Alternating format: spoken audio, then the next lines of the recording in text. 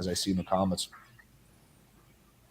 We're coming to you guys from all different time zones. We got Marcus and Andy in Australia. Caleb is in Montana at the moment. Montana, yeah. I'm always every week. I'm in a different place. So I'm holding the fort down in Miami. Okay, so also, guys, something new. This is gonna be the first episode where we announce the official BWF podcast sponsor. So the reason I went with these guys is because they didn't actually have anything that they told me I need to do. So I don't have to change my formatting. I don't have to change my language. I don't have to change my topics. I can keep doing whatever the fuck I want to do.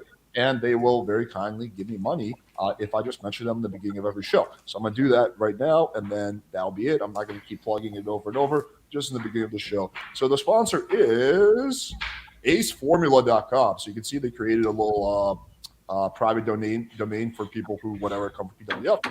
And this is free. It's some kind of free gift or whatever that they have. I think, obviously, it's comes with a funnel. But, yeah, so this is a free thing. This is me and Adam Lyons. Oh, wow, that's pretty good photoshopping. So, yeah, so anyway, it's aceformula.com and then /fire. You can check it out, make your own decision. But like I said, as far as sponsors go, they've been really, really supportive and really cool so far. So that makes me respect them. All right, anyway, now let's get into the actual discussion. So, Andy, I will let you kick it off. Hell yes, son. So I said to you guys beforehand, I thought it'd be cool if we talk a little bit more about self-improvement, which I feel like is an aspect that a lot of guys kind of skip over, and they just look at the game side of things and getting out there and talking to women. That's fucking fantastic, but I think a lot of the time they're not getting the results that they want, and it's because they've skipped that crucial step of improving themselves. Maybe they want to lose a bit of weight, maybe hitting the gym, dressing a little bit better, any of those kind of skills. And I see a ton of guys that view themselves as static, and they view people as static. They say, the results I'm getting right now, that's just the way that it is. And then they will put a label on that and say, well, it's because I'm Asian, or it's because I'm short, or it's because I'm this. Mm-hmm. And they're not looking at, wait, a lot of the things that I think right now are flaws of mine, I can turn into a strength. Or at least I can be slightly above average. So, yeah, I don't know if you guys have one self-improvement topic that you want to kick off with or anything, if we want to do losing weight, if we want to just anything in general. Well, really quick, you just mentioned something that's really important, is that I've seen the same thing with a lot of guys, is they will self-identify and they don't realize the self-talk that they're using. I hear all the time, more now in the last few years than before, talk like I'm a loser, even if they're joking. I'm a loser, or I've been a loser for 10 years. I'm an incel. Those are big ones. I'm a beta. I'm a this, I'm a that. And constantly saying, don't call yourself that, because your brain says, yes, master. Okay, I'm that. So don't do that. You've got to watch, even if you type it, you've got to watch how you self-identify. That alone will make it 10 times harder to change, because that becomes part of your identity that gets reinforced. And now your actions will match the persona that you created for yourself. So that's really dangerous when you said, I'm a this. If anything, just don't say I'm an anything, because I don't. I never self-identify as anything. I don't say I'm a winner or I'm a loser. I just move. So that's number one, based on what you said, because you're right. I see that a lot too. It's awful. Yeah. Yeah, you don't want whatever it is to become your identity. There's a difference between I haven't been successful in women so far, and I'm an incel. That was a pretty funny story. I did a short about this on my channel. I don't know if you guys have heard of this. There was this dude who was like the leader of the incel community. I don't know anything about that word, but apparently they have leaders or whatever, just like pickup. And he lost his virginity at the age of 35. And he made a Twitter comment about it, and thinking that people are going to be supportive. And he got massive backlash. Dude, you're such a traitor. How could you do this to us? This is horrible. This is disgusting. I lost my faith in humanity. Literally, the dude that was their leader, he lost his virginity, and they're pissed at him, right? So that's what could happen if you let this shit become your identity. You definitely don't want even like the red pill, black pill pickup. You don't even want that to be part of your identity. Like, oh, right. I'm the pickup guy, I'm the PUA guy, I'm the red pill guy. Because as soon as you're like the red pill guy, then you just close yourself off to all other beliefs. As soon as you become the pickup guy, then you close yourself off to other parts of self-improvement. So yeah, I think a real man thinks for himself and takes the best parts of every community. Whenever I see someone who just 100% aligns with a community, and that could be politics too, like someone who's 100% Republican, 100% Democrat, 100% red pill, 100% black pill, I just look at them like, all right, well, you're a zombie who doesn't think for yourself. Yeah, you've copy-pasted the template of that ideology, and you've just copy-pasted the whole thing over and said, I identify with all of that. And it's like, but what about the nuance? What about the subtleties? What about your own personality and all of that? So, Yeah. Marcus, anything to add? Yeah, I agree. I think when we're talking about self-improvement, as you guys alluded to, the first part is always going to be mindset. So I think sitting back and identifying the things that are going to slow down you, stop you, I think we've kind of trickled a little bit on what we would consider the growth mindset. There's a couple of books on this, and it's what a lot of people that struggle in life over and over and continue to complain and don't actually fix any of their problems are probably missing. So I think the first step is the growth mindset, and then we can get talking about different aspects, I guess, that we would consider a little bit outside a game that's still in self-improvement that's going to help you with women. So yeah, if you want to start with weight loss, we can start there. But yeah, I think the first thing that everyone really needs to be really self-critical of is the thoughts that they have going on in their own mind and how it's affecting their growth as a person. Yeah, there's an interesting question that gets kicked around. But before we go to that, I just realized something. Someone in the chat identified this. If we combine my name and Caleb, we get Alex Jones. Fun fact. Woo! You did that on purpose. Illuminati confirmed. Yep.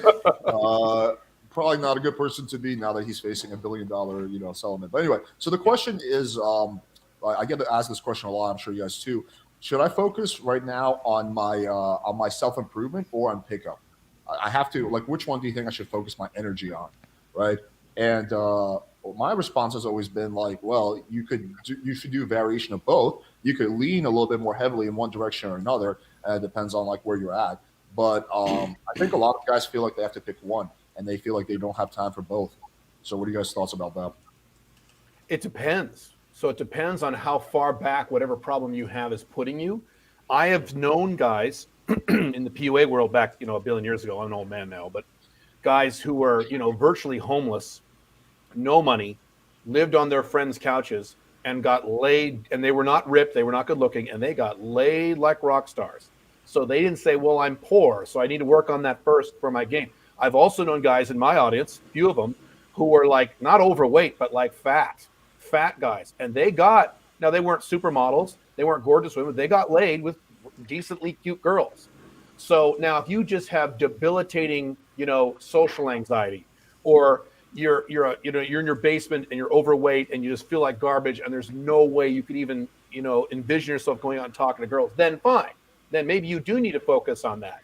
But you also can't use it as an excuse, because I've seen, guys from India, with thick Indian accents get laid with white girls. I've seen every excuse make it. So it depends on how far that hurts you. I think also guys will use that question as a form of procrastination. They say, right. You use the word excuse. Yeah. Oh, I don't know which one I should do. Should I do game or should I do self-improvement? Oh, now I'm just more confused. Because yes, there are lots of different opinions on this.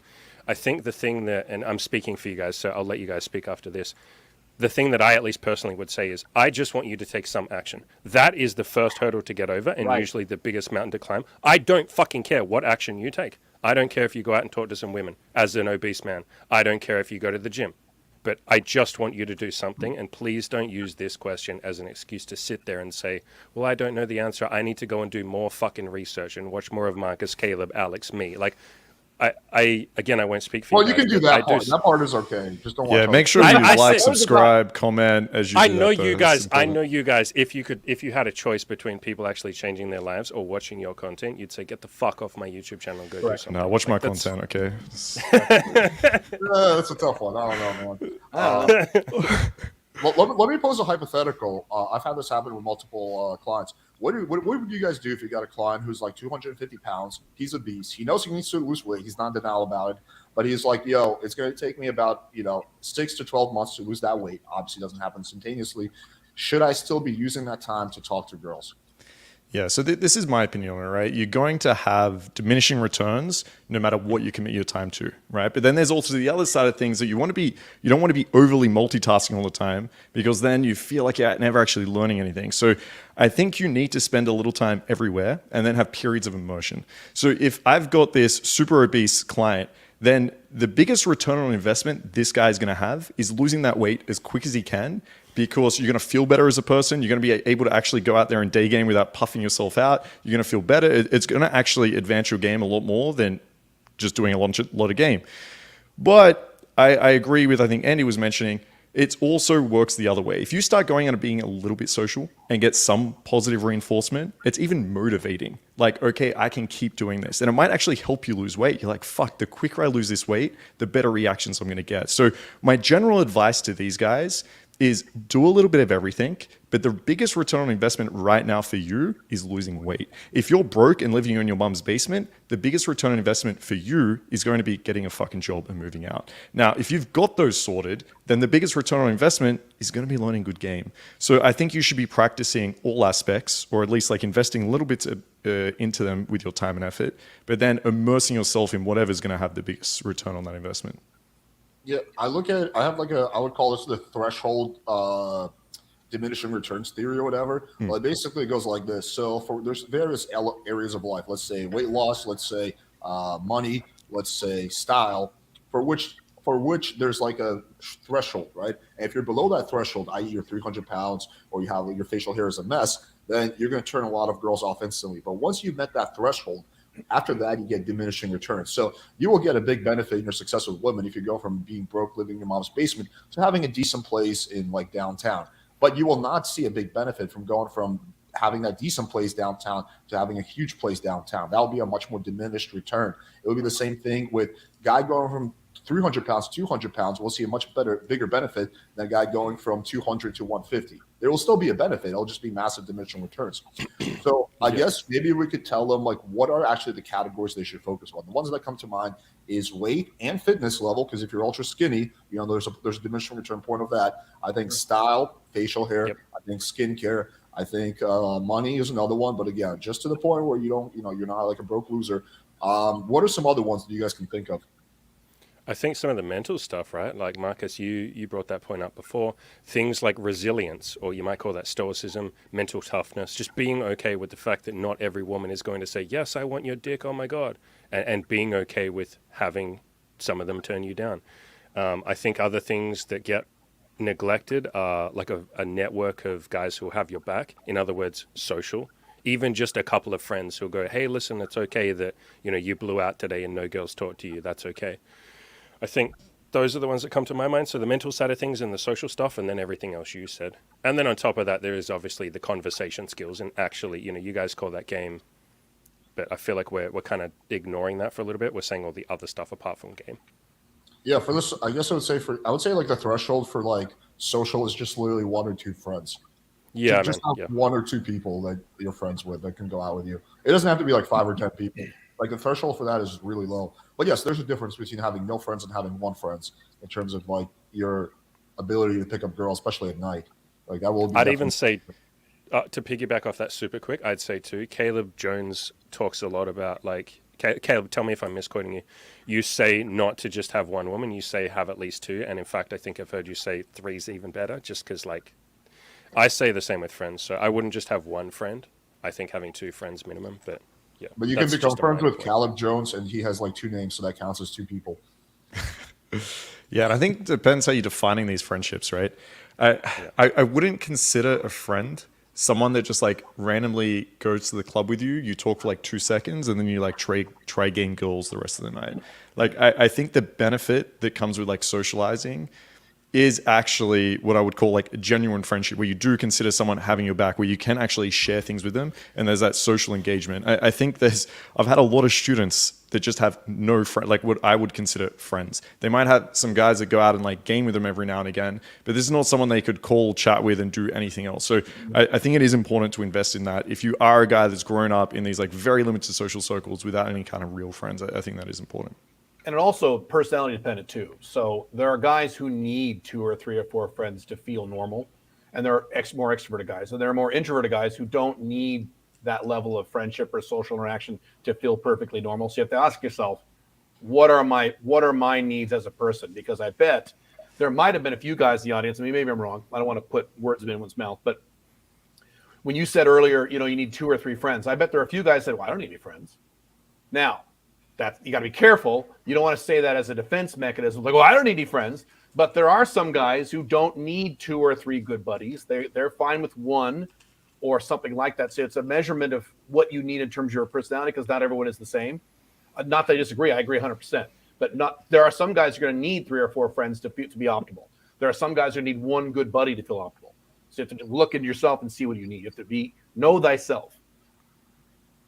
I'd be very surprised to find people that just have. I mean, depends how we're defining like how close these friendships are. But I'd be interested to see the guys that claim I have one friend and feel happy and like socially adept, because I just don't ever see that. Like I agree with you. There's guys like, I don't need friends, and then you see they're a little bit socially awkward, and there's a reason they probably don't have people around them, Right. And there's a reason that anyone they would consider a friend, they probably just have awful relationships with. So I find it very difficult to imagine someone that's like, I just have one friend in this life, unless they're defining it as like best friend or someone super close. But I would really argue that I'd encourage people to have as many people as around them as possible. I agree there's going to be extroverts, introverts, stuff like that.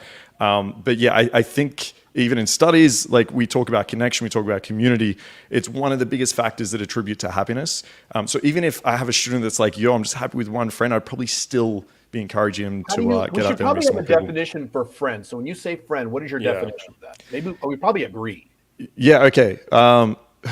So what I would define as a friend is someone that you're speaking to every now and again. It's someone that you would say you rely on, someone that you would also have their back.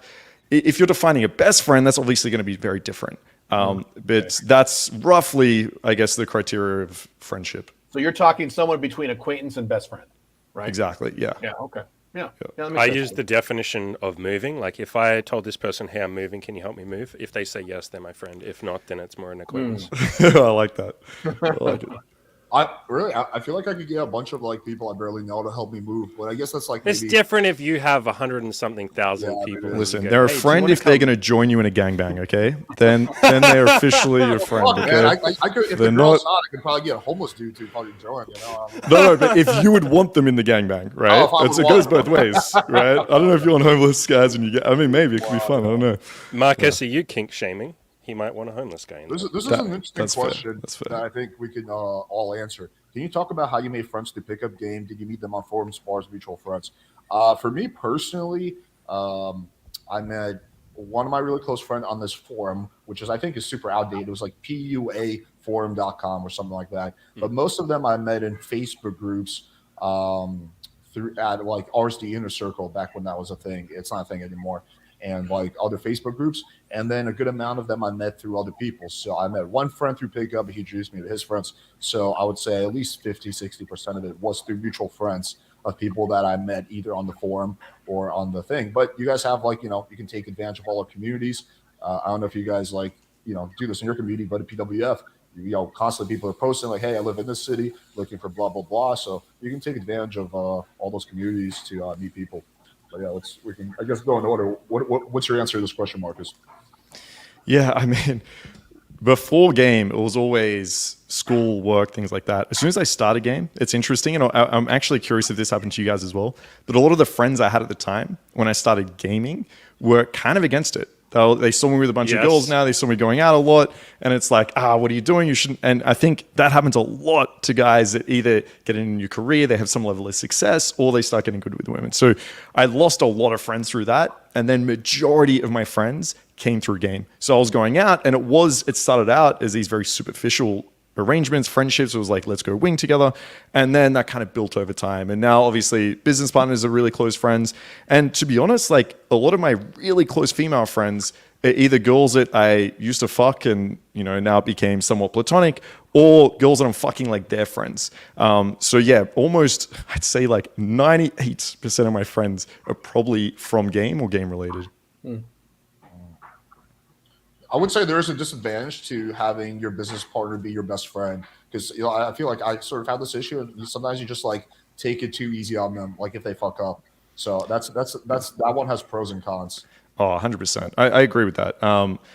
Yeah, I couldn't agree more with that. But I think it also comes with some pros. Like when it comes to Alex and Swift, it's nice having people that are your business partners that are also your housemates, best friends. So yeah, it can get a little bit sort of complicated. It's a whole idea of like, don't start a business with family. But yeah, there are some pros and cons there that you have to deal with for sure. Yeah. But yeah, Andy, I'll let you kick off to the next topic, or do you want to add more on this? No, my opinion is pretty much the same. Forums are great places to meet people. I personally don't screen for people who are into getting laid and shit like that. I mean, like if they are, I'll be friends with them. I screen for, are they into self-improvement? So do they have goals? Do they want to achieve things? That's what I care about. Probably most of my friends are into business and shit like that.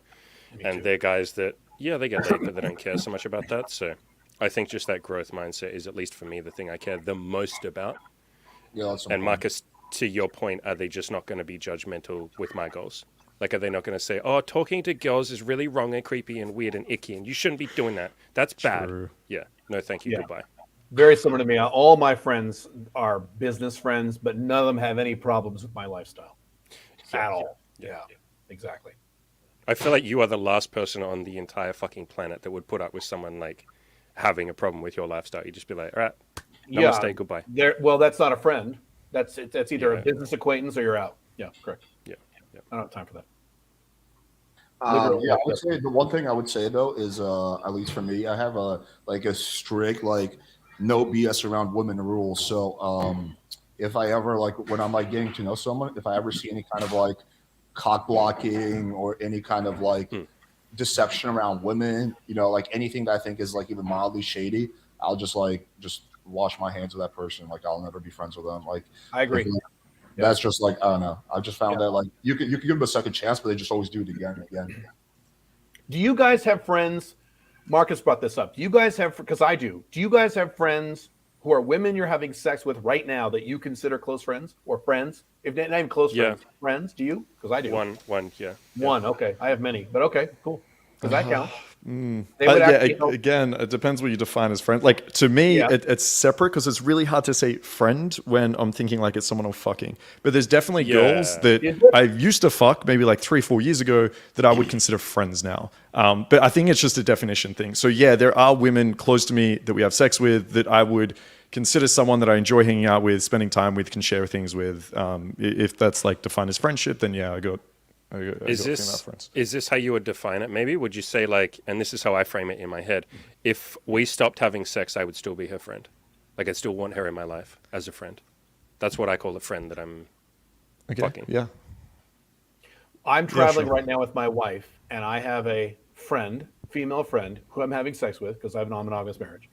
And while we live in Dubai, while we're here in Montana, she's going out to our house twice a week to move all the packages in the house and water the plants.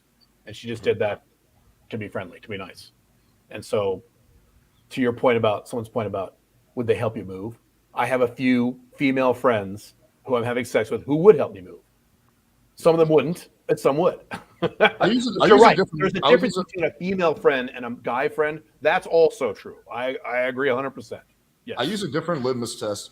Would you feel comfortable trusting them with $10,000 that they would pay you back? That's the litmus test. Oh, that's a good one. That's a good one. Yeah. That's a deeper friend, isn't it? That's a deeper friend. So can you have can you have friends where you wouldn't trust them with 10 grand, or is that not a friend at all? Are there levels? I mean, it's not black and white. There's not black and white. Okay. They're lower in the caliber because you don't. At the end of the day, that means you don't trust them. There's some people on this world I trust with $1 bazillion, right? I trust with everything. And then there's some of the fuckers I wouldn't trust with $5. So it's a spectrum. Right. So it is a gradient. I either trust that person with money or I don't. I don't know. I mean, this is actually an interesting question. I want to address this. Wait, where is it? Oh, Caleb, best 5 flag country options with easy to get passports. Do you want me to go in there for these topics? I don't want to go off topic for your topics. Is that okay? Yeah, just quickly. You can quickly answer this. And we'll move on before we forget. Easy to get passports. First of all, there are no countries that are completely easy to get passports. That's long gone. So there's a few that are relatively easy. So off the top of my head would be Armenia. You can get countries. You get passports in countries where you buy them. It's called citizenship by investment. And there's about 5 countries in the Caribbean. The cheapest price there is about $110,000. You probably don't have that. So if you're going to exclude those, because those are the easiest. You pay them fee, you wait 4 months, you get a passport. If you exclude those, you're looking at places like Armenia, Argentina, Paraguay, maybe Colombia, and those are the top 4. There's a bunch that are much below that for top 5. So there's the top 4. Without having to buy. You can meet Kim Kardashian in Armenia. Yes, you can. Yes, there's lots of pictures. I was just there a few weeks ago. There's lots of pictures of her and Dan Bilzerian. I was actually staying in the same Oh, building yeah. as Dan Bilzerian's company. They have all these big giant wall murals of Dan Bilzerian because he's Armenian too. Hilarious. Solid. Okay, yeah, anyway, so Andy, I'll let you kick it off to the next one. Thanks for putting that comment on the screen, by the way. So do we want to talk a little bit more about like the mental side of things? You know how before I talked about a lot of guys look at, or a lot of people look at themselves as static, and they have that kind of, I don't know if you'd call it like a victim mentality, but like maybe it is that. Like life is just happening to me. My sex life is just happening to me. My lack of results are just happening to me. There's nothing I can do to improve that. Do we want to talk about maybe action that you would give to that person? Yeah, I think we should. But to be clear, the person that says, I want to change, not the person that says, I'm quite happy with my narrative and fuck you guys are all just selling a scam, blah, blah, like ignore that person. Person who says, I want to change, but I have limiting beliefs with my height or my race or my age. That's a big one. Yeah, so I think that, well, there's a lot of interesting books on the difference between a growth and a fixed mindset. I would just research this. It's very fascinating, but that is going to make a huge difference. And I'll give a quick summary. People who have a fixed mindset, they're like, oh, well, I'm average with girls. Therefore, that's it. I'm average with girls. People who have a growth mindset are like, I have average with girls now, but I can grow and improve. So it depends on whether you think that where you're at in life is like fixed or there's a potential for growth. Basically, pretty straightforward. So it's very important to have a growth mindset, and it's not even like hokey pokey. It's true. Like there's been a lot of interesting research done neuroplasticity, which shows that you can actually change your brain like by doing repeated actions, and you can get better at something. I mean, I used to suck with girls. I no longer suck. I used to suck at public speaking. Now I no longer suck. Like you can improve in these areas. So yeah, I think it's important to have that growth mindset, I would say. But yeah, I'm sure you guys have a bunch you can add to this. Baby steps. Go slow, small wins to begin with. So the problem with a lot of these guys, and Andy, you're right. We're talking about the guys who want to change. So if you want to change, you can't have this thing like, I got to go out and bang an 8 right now or I'm a loser. That's not generally how this works if you're starting from 0. Now, if you're starting from a standpoint of you've dated a few, now what, I hate the 1 to 10 scale, but what you would consider 6s and 7s, and then you want to go for an 8, great, that's fine. But if you're starting from 0, where you're self-identifying and an incel and all that stuff, and you're going, into that world, then it could be as simple as, and I'm not a day game guy. You guys could verify this. Things like if you go out and say hi to 5 women at the mall and then go home, you say hi to 5, including old ladies. You start from very low and you get that win. I say hi. I said hi to 5 women who are total strangers and I went home, and that's a win. And you start there and you build on little wins instead of going after, that's the problem with Instagram. You see all these guys like Dan Bilzerian and Andrew Tate, like, oh, well, I got to be like that. No, you don't. Little wins, and you start slow, and then you build from there. That's the big thing, or a big thing.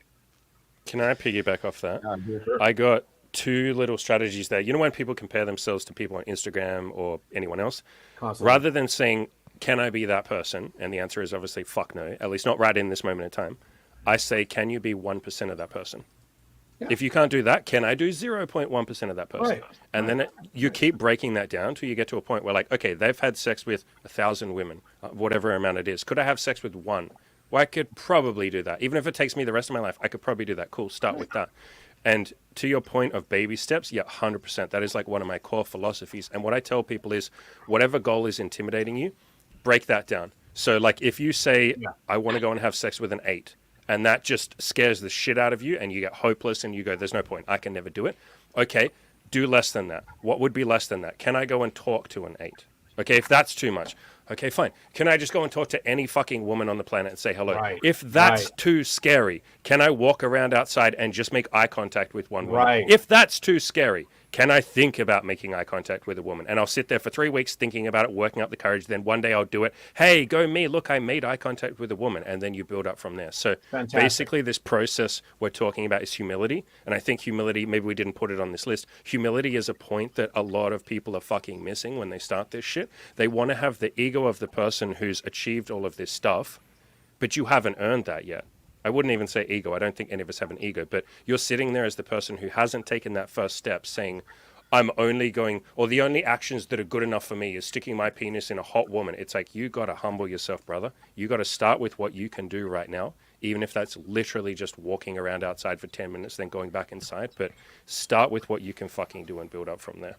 If you're watching the replay of this, rewind and listen to what Andy said a few seconds ago. Perfect breakdown. Exactly right.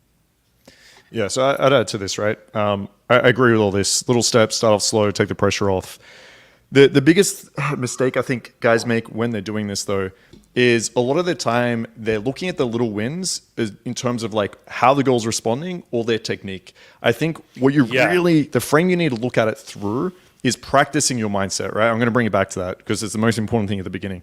So when you go out, even if you get no physical wins in the fact that like the girl doesn't respond that well, you were really fucking quiet, you're looking down, whatever it is. Yes, you can say, okay, win, I actually went out and did it.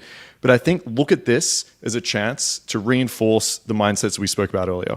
So to start with, if you're one of those guys that think, okay, I can't go out and game and I'm not getting a good response because I'm overweight. If you're thinking it's because I'm not tall enough, if you're thinking it's because of my race, then you really need to just take a second and think, what do I have control over? So something like your height, yeah, look, I'm going to agree with you. Okay, height matters. I'm not some like dating coach here being like, it doesn't matter at all. Like if you're really short, it's not going to be as easy for you than if you're really tall, obviously. But you can't change that. So it's like, what can I change? What can I have an influence over?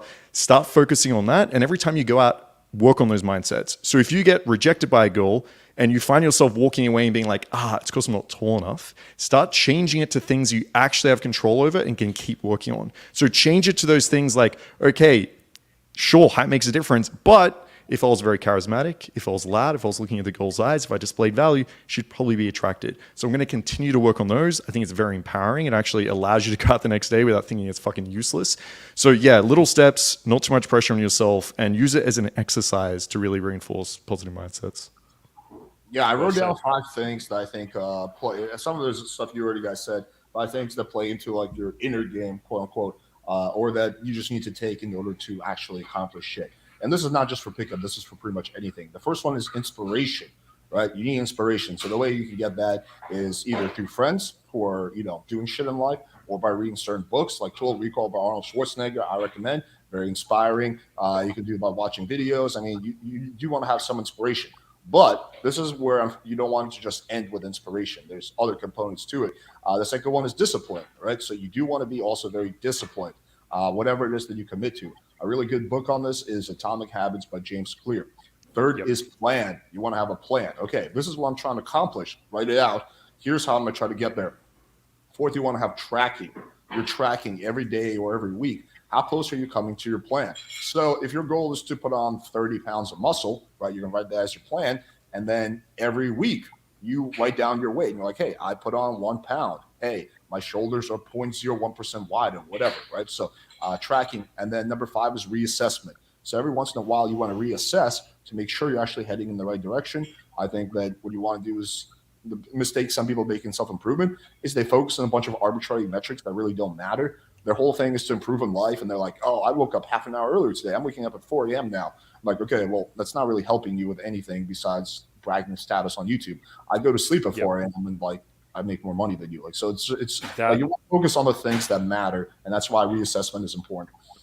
That thing you said just then, like focusing on the thing that maybe doesn't matter, that's called medium maximization, where you're focused so much on the medium, as in the thing that you're doing, the small things. It's almost like you can't see the forest for the trees. You're not focused on, like you said, the reassessment. Like, is this actually getting me towards my fucking goal? In other words, are these daily actions I'm taking actually moving me forward? And you won't be able to assess that properly till you've taken a fair bit of action. So don't ask that on day one.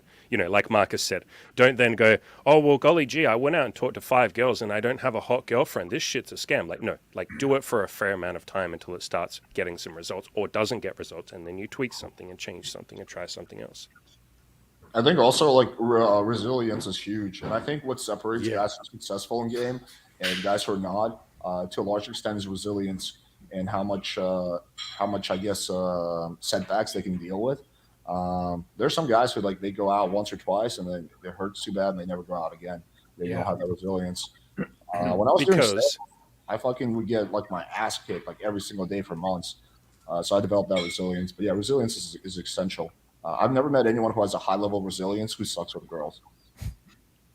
What you said there, the reason that it hurts when the guy goes out there and, gets rejected twice and comes home is because he had expectations. And so you can take kind of a Buddhist mindset with this and go out with zero fucking expectations. To Marcus's point, don't necessarily go out there, especially on day one, expecting, oh, I'm going to kick ass at this and this is going to be great.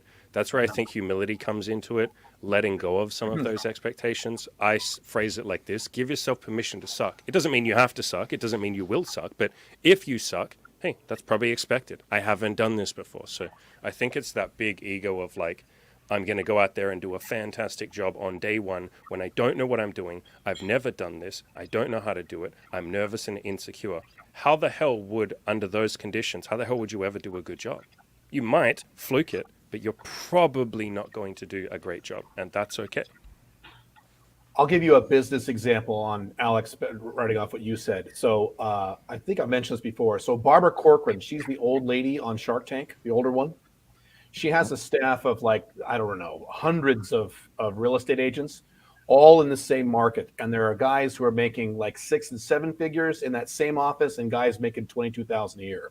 And they went and they examined what's the difference between the guys who make low income and the guys who make high income doing the same exact thing, selling the same exact stuff in the same exact market. And she said, it has nothing to do with how hard they work. There's some correlation, but it's really not. We have guys working really hard and making nothing. We have guys working, low hours, making a lot of money. Nothing to do with that. It's nothing to do with how smart they were or are.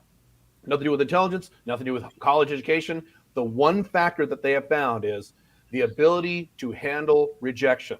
The guys who can handle rejection make massive amounts of money in this market. The guys who don't handle rejection, they suck. And it's the exact same thing. That's how critical this is. So if you've got a problem with that, when Andy said, reorient your brain a little bit, because this is the ability to take rejection is a core part of life. It's not just in game, it's in everything. If you don't have that, there's not much hope for you. You just have to build that muscle.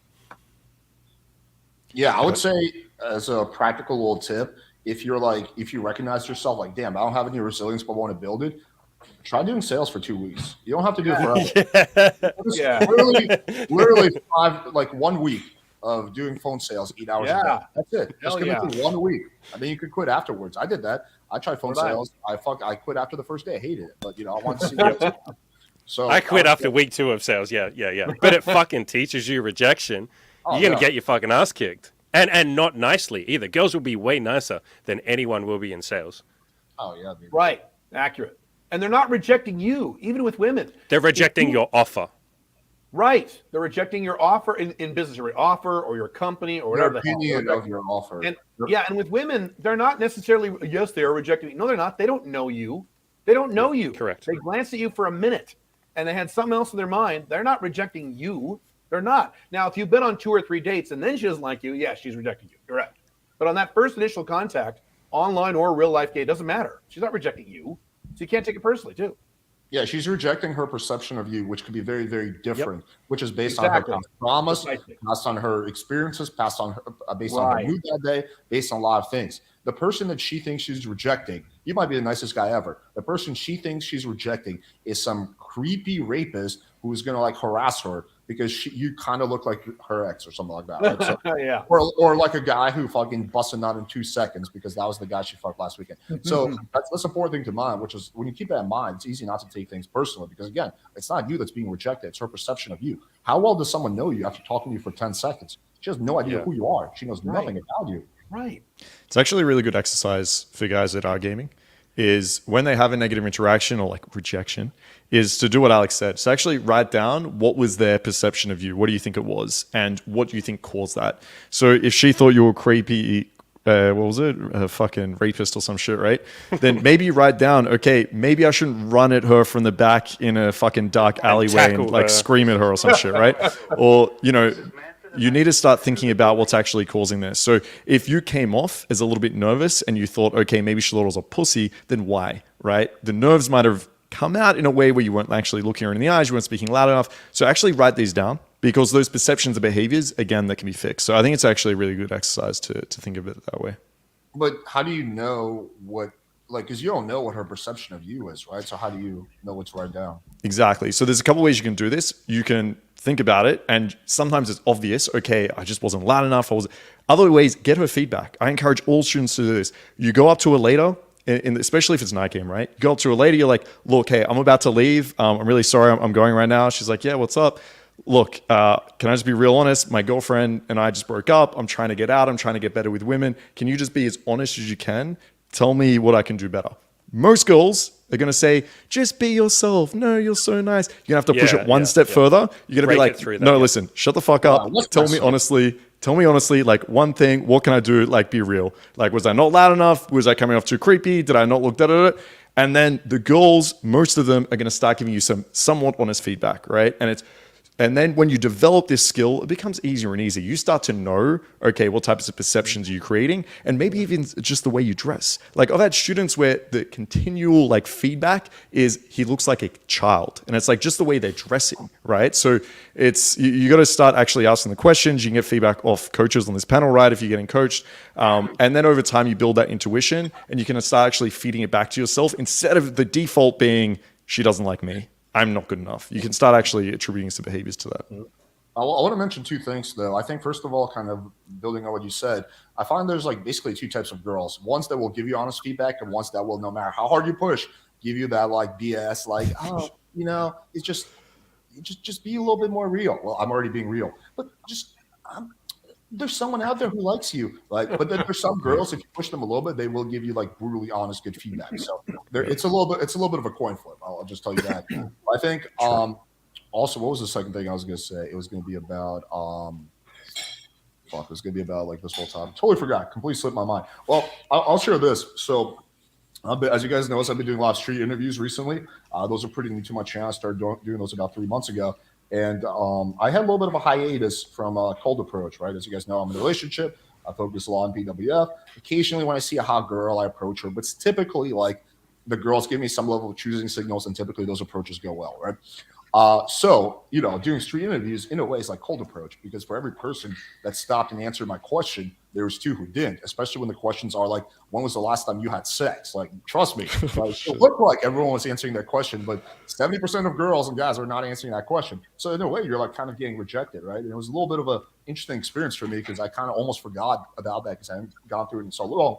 But yeah, again, because I had years of like, dealing with that kind of shit, it was pretty easy to push through it, right? But I can imagine for someone who's just a YouTuber who doesn't have a pickup background, they try doing a street interview and they get rejected by 2 or 3 people and they're like, fuck this. Like, this fucking sucks. I feel like shit. So the point is that this is beneficial, not just when it comes to like picking up girls. It's beneficial in a lot of different areas of life. Building off what Marcus said, Marcus is exactly right about actually asking women their honest opinion. And you're right. Sometimes you're not going to get a valid answer. But one thing I've taught for guys, once you've been on, not for cold approach or day game, but once you've actually been on a date or two with a woman or a meet or two, and now she's not responding, or you hit her up for the second meet or the third meet and she says no, and you're 100% sure she's out. You don't want to do this unless you know she's out. You know she's a lost cause. You actually send her a text. You say, hey, I completely understand. You're a great person. I want to improve as a man. Could you do me a really big favor? I've taught guys do this, and I've done this before. Could you do me a really big favor and tell me, was there something I said or did that was the deal breaker for you, that changed your mind about me? And yeah, 40% time, oh no, just no. But 60% they'll say, well, yeah, you said this, or yeah, you wore that shirt, or yeah, matter of fact, when I did this years ago, I remember a woman said, we'd actually had sex in the first meet, did not have sex the second meet. She didn't want to see me after that. And I said, which is not my usual system. But anyway, she said, you made a joke about AIDS. And that's not cool because my best friend is gay. And da-da-da-da-da. I went, oh, okay. So I learned, all right, no more jokes about AIDS on dates until you've had sex several times, for example. So you'll learn some things. Marcus is exactly right. Go ahead and do this. And this is not, by the way, a beta male pussy thing. This is a self-improvement thing. This is getting better. That's the best feedback you're going to get from the women who are honest enough to give you the honest answers. And yes, you have to always remember, like what Alex said, often you won't, but it is worth asking. Yeah. Caleb, I think it's best to make jokes about AIDS right after you finish fucking the girl. Well, During, ideal time. yeah. Correct. That's the ideal time to break out that joke. That's correct. Yeah. There is an art form to getting feedback, and I think that's a skill in itself that you can practice over time. Because as I said, like you also have to sometimes interpret what the girl means by a lot of things she says. But the more you do it, the better you get, and it's actually going to help your intuition. So give it a go, everyone that's listening. Fantastic advice. Yeah. I think it's a also lot of this important to point out. Oh, sorry. What were you going to say? It's your channel. You're allowed to interrupt us as much as you want. I'm not going to do that. I'm not going to interrupt my guest. Anyway, what I was going to say is, if it was like a debate, I would, but in a regular conversation, hell no. All right, I think it's important to point out how off most people's perception is when it comes to themselves. That's what I initially was going to say. Yep. So I do a lot of like Tinder reviews, and most people, some people come to me and they say, "Hey, my profile sucks," but most people that come to me, they're like, "Hey, I think my profile is pretty good. I don't know It's why." pretty decent. I don't know why. Like, yep. And then when I 100%. always give people like my honest evaluation of the profile, I'll be like, "Oh, this is a 3 out of 10." And the vast majority of the time, they're very surprised. They're like, "Damn, dude, I thought this was like at least pretty decent." I was like, "No, not at all." So it seems the majority of people in the pickup community, right? I would venture to say the average person is even more off. Is off when it comes to themselves. So that's a self-awareness thing. So it is definitely beneficial to get feedback from sources that you trust. Could be your friend, could be a coach, could be anyone, as long as it's a source that you actually trust. I do think that's important because you don't want to basically circle jerk yourself into going the wrong direction. There's I'd a also famous. say, Go ahead. I'd also say, listen to the market. Like, it doesn't matter how much you think your profile is great. If you're getting literally zero matches, the market disagrees with you. So Right. I would listen to that. What were you going to say, Caleb? There is a famous cartoon from years ago, and back when newspapers had cartoons, and it's just two pictures. One picture is of a woman who is pretty, and she's looking at herself in a full-length mirror, and in the mirror she sees this big fat bitch with this horrible haircut, a big fat ass, and horrible skin. And then next to that, there's a line, and there's a man, and it's a typical like guy in his 40s, big pot belly, chubby guy, dressed like a dork, looking in the mirror, and he sees this ripped Arnold Schwarzenegger guy who just looks badass. And there are a lot of men in that category who overestimate. It's part of being a man. Now, what's interesting is there's another big category of men, and I've run into this a lot, who is the opposite. There are guys who say, "I'm ugly. No woman would ever want to date me." And I say, "Send me a picture of you." And they look great. They look fine. Sometimes they're good looking. Like, what the fuck? So just be aware you can be wrong on both sides of the scale. And I think most men, especially today, are wrong. Most men are either they think they're too good or they think they're way too bad. And in both cases, they're wrong. So just be aware of this. Exactly. Yeah, listen, I'm a 10 out of 10, okay? And I know that. But the reason I know it, but really, everyone should ask, as Alex was mentioning, message 5 of the fucking closest people you know and just ask them, "Yo, can I just get your feedback? What's one thing and I can improve and work on? And what's one thing that is like my strength?" And look, sometimes, again, just like women, you're going to have to really push for this feedback a little bit, because sometimes your guy mate's just be like, "No, man, you're killing it. It's fine." But really push for it. This is something I do once a year. I message everyone close to me and I say, "Okay, what's something I should work on and like fix for this year? And what's something that I'm doing really well?" And it's really interesting, some of the feedback you get. And again, like every time you get feedback, you don't have to listen to everything, right? You can put it in there, okay, it's full of shit basket. You can put it in there, they're 100% right. Or maybe that I don't know and we'll see. And if I get more feedback like that. But yeah, it's really important. Like just, you don't even have to be asking girls, right? You, of course, do that, but also just ask your buddies, right? People you go out with, that'll work too. Yeah.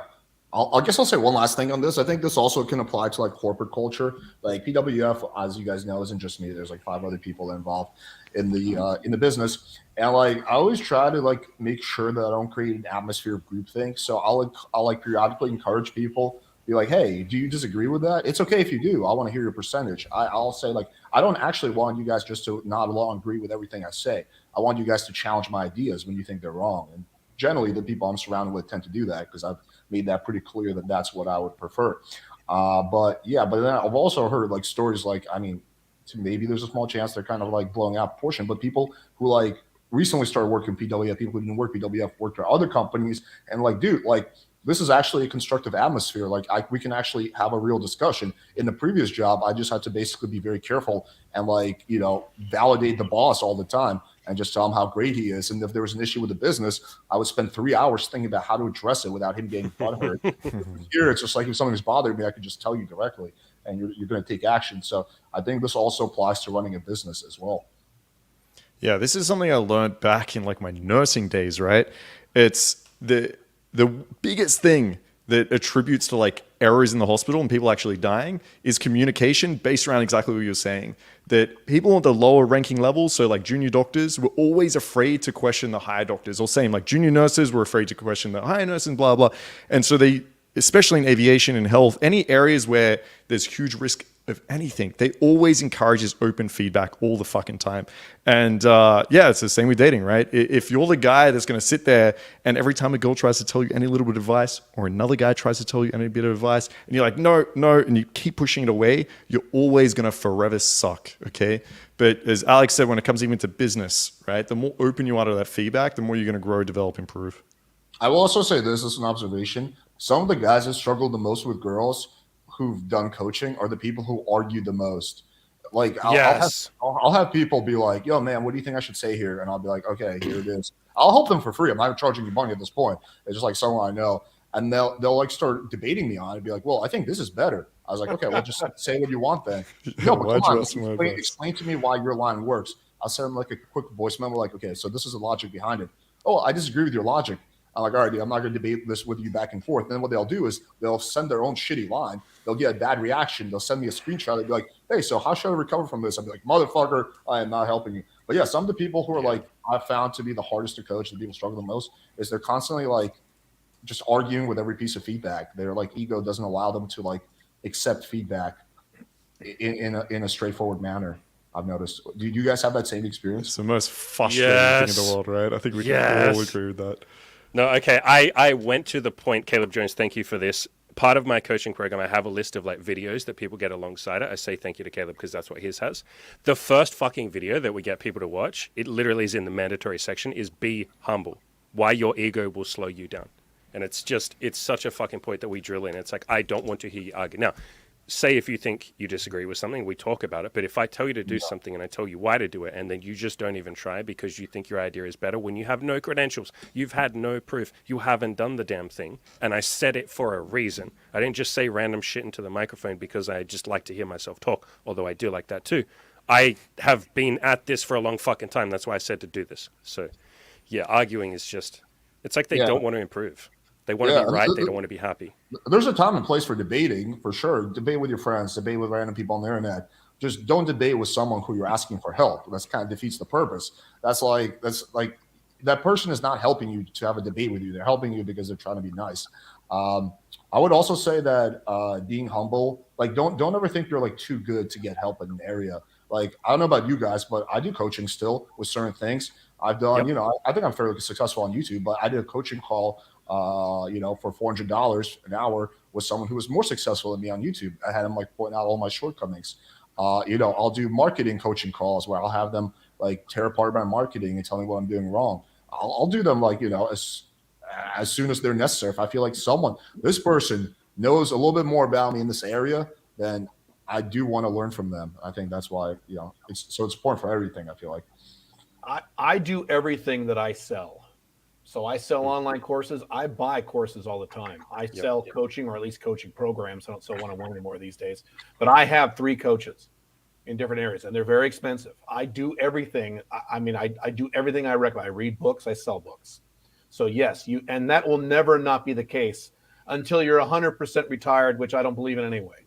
So Alex is exactly right. You can never stop this stuff. It doesn't matter to what level you get. You still need help. There are still people above you. No matter how high you rise, there's always someone better. And unless you're just going to retire and just turn in your cards and cash in your chips and just sit on the beach for the rest of your life and get fat and die, then fine. Other than that, you need help. So yes. Yeah, I'll share a little personal anecdote. I think Marcus, a month ago, I asked for your feedback on my my speed date, right? No, on one of your approaches. It was like a very short, like I think you and Daniel Speck were probably doing a little video on like approaching and getting a number right away or something. I forget exactly.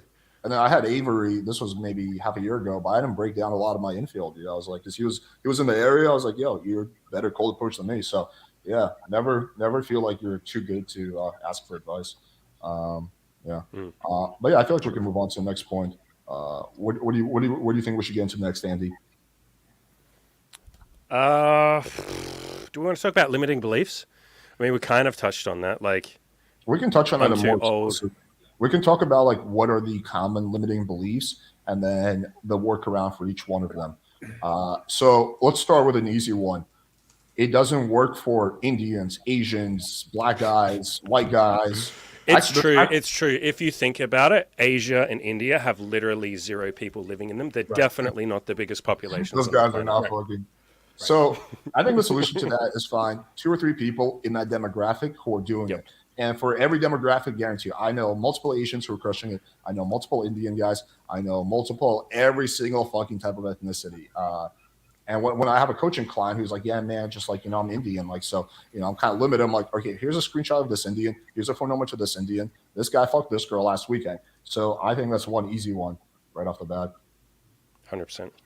Yeah, great. I think it's important to ask them like why, because there's some truth behind it, right? Like, so if you're an Indian student, for example, or like guy going out, you might have this idea that like white girls in America don't like Indians. Maybe that's the belief that is somewhat limited that you have in your mind.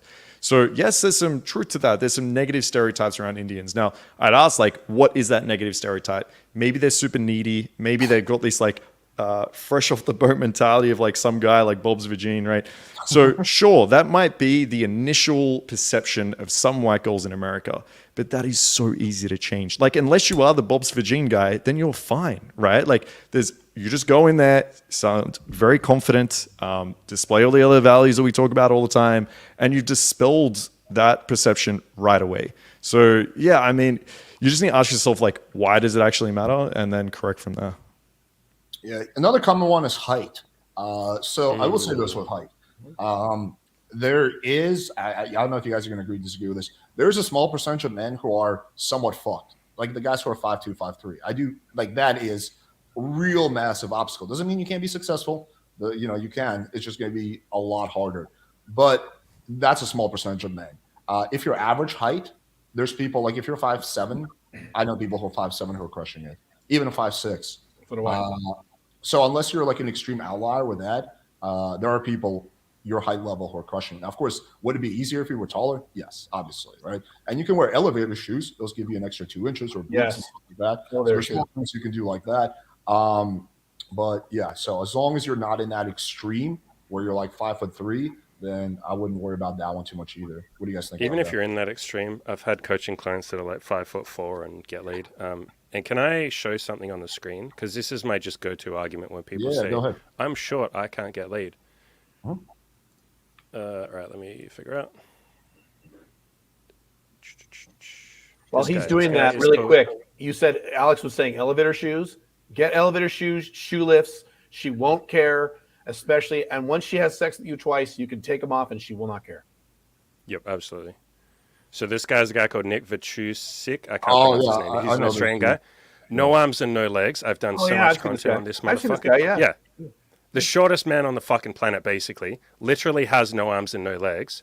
And then, oh, I'm sorry, does he have a hot wife and like 4 fucking kids? Oh, I'm sorry, does he make excuses? No, he's a motivational speaker. He's written multiple books. I don't even know how. He's done crazy hiking trails and marathons and shit like that. He was told, or his parents were told, he was supposed to die at like 8 months because he had some weird, rare genetic disease. Yeah. This motherfucker doesn't go, oh, I'm too short. In fact, he's in one of his books and all of his speeches are about like, I didn't use any excuses. I wasn't going to see my illness or my disability as a mark against me, so to speak, on a cosmic scale. Like I wasn't going to take that and say, oh, I don't deserve success. It's like, no, fuck that. So if Nick can do it, you can do it too. I also have another example. I can't remember his name, so I'm not going to show it. A guy that was like in the Spanish parliament, who same thing, had no arms and no legs, the same illness as this guy, and had a wife and was kicked out of parliament because he had cheated on his wife with something fucking insane, like 15 women. And so it's like, please don't say I'm short, I can't get laid. And not that I'm saying I encourage going and cheating on your wife with 15 women. I think that's goofy, but I do. if they can do it, you can. I mean, for every rule, there's an exception. And if you're Yeah. part of the very small percentage of men who's like, and when I say short, I don't mean like 5'7", right? That's like slightly below average height. I mean like 5'2". right? So if you're in that category, there are a small percentage of men in that category who do well, like the point that the guy that Andy brought up. So you want to try to reverse engineer, and how can I be the exception? I don't know. Like Yep. if I got like some kind of disease where there was a 5% survival rate, I wouldn't be like, oh, well, I'm gonna die, 95% chance. I would take a look. Okay, the 5% of people who survived, what did they do to recover? How can I reverse engineer that? How can I be the exception?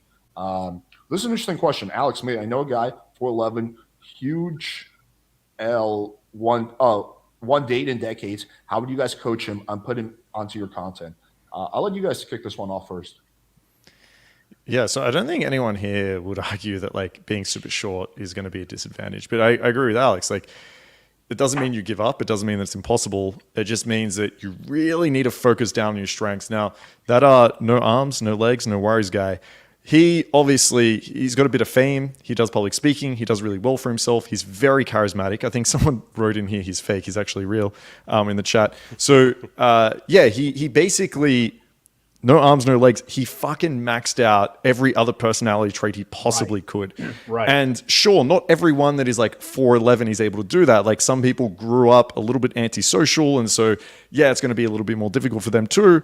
But focus on what you can fix, right? So if you're a 4'11" guy and then you can get a little bit jacked, you put some lifts in your shoes, you become very charismatic, you maybe target girls that aren't 6'3" in Germany, then yeah, you've got a fucking real good chance of fucking a lot of girls. You got a real good chance of getting a relationship. Like I have examples of so many students or people have even just seen out gaming that are fucking girls that are taller than them, right? And it's not the exception. It's like, it's what they do. Like they have no other choice. They're that short. Most girls are going to be taller than them. So yeah, it's a huge disadvantage, of course, but it doesn't mean it's over. And there are plenty of ways you can counterbalance that. Yeah. Also, this is largely an internet problem. Like a lot of guys become very disconnected from normie mindset. I've kind of experienced that doing the street interviews. But yeah, I mean, I did a video. It's like actually a really popular one, asking couples with hot girls how they met, right? And a lot of those, the guy was not that attractive. But there was never like a situation where I was like, "How do you meet?" He's like, "Yeah, it's so hard, man. Like fucking, I'm like a shorter guy." Like a lot of normies don't really think about this stuff. Like guys who are social, who aren't on the internet all day, they don't think like, "Oh fuck, I'm Indian," or at least they don't think about it a lot. So I think that there's like a little bit of like an internet brain that people get from spending too much time online, which I would say also like you want to avoid having this internet tunnel vision. I mean, that loops back to what we said at the start, right? Where we talked about labels and identities. Don't call yourself this. Don't call yourself that. Don't call yourself short. Right. I used to work very briefly a long time ago with Danny DeVito. Danny DeVito, Danny DeVito, I will tell you for a fact, Danny DeVito was getting laid. Now, Danny DeVito's not only short, he's short and ugly. He's not like Peter Dinklage. Yeah, Peter Dinklage is short, but he's good looking. Danny DeVito was short and overweight and ugly his whole life. He was getting laid well before he was famous. Why? Marcus said because he doubled down on what he could double down on. His confidence. He was funny. He was charismatic. He was smart. He was witty. He built up all these skill sets. And a lot of these guys, I've met a few guys like this in real life. A lot of these really short guys, they will naturally do this. When they're young, at late teens, early 20s, they'll figure out, okay, I'm short. I need to level up in these other areas really fast or I'm not going to get anywhere. And it actually forces them to get better. So, yes, this is absolutely not an excuse. And you can say anything about Peter Dinklage, too. People say, well, Peter Dinklage is good looking. But Danny DeVito is just an example. So there are guys who are short, overweight, and ugly who do get laid. Now, I'm sure he wasn't having sex with supermodels, but he wasn't sitting at home being an incel either. So you can make this work. You have to acknowledge that it is a disadvantage. It is. But that just means you just have to take a little extra time and focus on the confidence, maybe harder than someone else who's taller. Fine, just do it. Yeah. My favorite answer. Can you please share how you met Danny DeVito? Say again? Can you please share how you met Danny DeVito? Sure, it was all through work. So this is the 90s where he was actually, and I was a young guy. I was, 19. I was a young bastard back then. But he was working on, let me remember back. He was working on editing the trailer for the movie Hoffa. I think that's right. The Jack Nicholson movie back then. And they lost some data, and I was one of the techs who was helping recover the data off the floppy disk they used to back up aspects of the trailer. So I was working with him with that. That's a long time ago. Yeah. Interesting. No, no.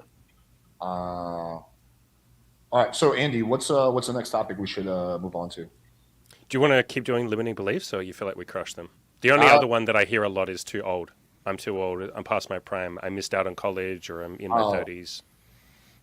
Yeah, I can address that. There's guys. I mean, dude, I don't know. I would always reference my dad. My dad's like 56 years old, and he's like, he gets laid, so he can do it. He barely speaks English. He literally doesn't speak English. His game is sitting by the pool with his shirt off, and then some girl like is starting up conversations with random girls. Hello, where are you from? My son YouTube, buddy. Yeah. When I'm 51, and when I was in my late 30s, I was talking to my audience about having sex with 18, 19-year-old girls without paying them, not sugar daddy, real normal game. And I had a bunch of guys in their 40s say, well, you can do that now because you're 38, you're 39. When you hit 40s, man, you're not going to be able to do that. 40s like me, you're not going to be able to do that. I had more sex with more younger women in my 40s without paying for it than I ever did in my 30s. It was easier. And I'm telling you, as long as you get this stuff done in terms of confidence and active independence and game skill and all the stuff we're talking about, it gets easier as you get older, not harder. Are you kidding? Now, yes, if you go bald, you get a big fat beer belly, yes, of course. But that's not age, that's you. So especially today where, and I've talked a lot about this, where it's actually more normal now throughout the whole Western world, the whole world now, for much younger women to hook up with much older guys. That's becoming more normal and accepted. Way back 15, 20 years ago, when I started doing this, that was harder work. Today, it's a lot easier. So now culture is actually on your side. So this I'm too old thing, it's bullshit. It's actually the opposite. You look young as fuck for a 51-year-old. It's true, man. I thought you were like 38 years old. I do everything. I do all the. I don't know He if has I'm a more crazy surprised by fucking the routine. video thing or by. What's that? I don't know which one of those is more surprising, that you're 51 or that you used to know Danny DeVito. Oh, I yeah. actually have a question for you, Colette. How do you primarily meet girls nowadays? Like, what are your elite sources like? Right now, I don't do a lot of cold stuff because I have so many women in so many different countries already. I already have built up roster all over the world. So I really don't focus on a lot of cold. With me, right this second, it's through referrals. Women say, hey, or I'll talk to women about their friends. And I'll say, hey, we should meet up with her, or I should get her number. And that's usually how I do it now. What about before that? What's that? Before you got the referral system. Well, before that, it was almost all online dating and social circle game. I did very little cold approach because I run 3 companies. I'm too busy. I can't. I mean, that's probably a limiting belief right there, right? I didn't have the time to do it. It was all online dating. In fact, the last 15 years. I mean, I would say 85%, and the other 50% was either social circle or referrals. What I call referral game. That's probably how I've done it. Sweet. Yeah. I'm at a point now I just don't need to do it because I just have so many now. I'm good, at least so far. So yeah. But yeah, is there any other limiting beliefs that we didn't cover? I feel like we covered most of them. Those are the big ones. Yeah, I think just doubling down on the age thing. I think it's important for a lot of guys to realize it's a massive strength, right? Unless you're like 92 in a fucking like nursing home or something.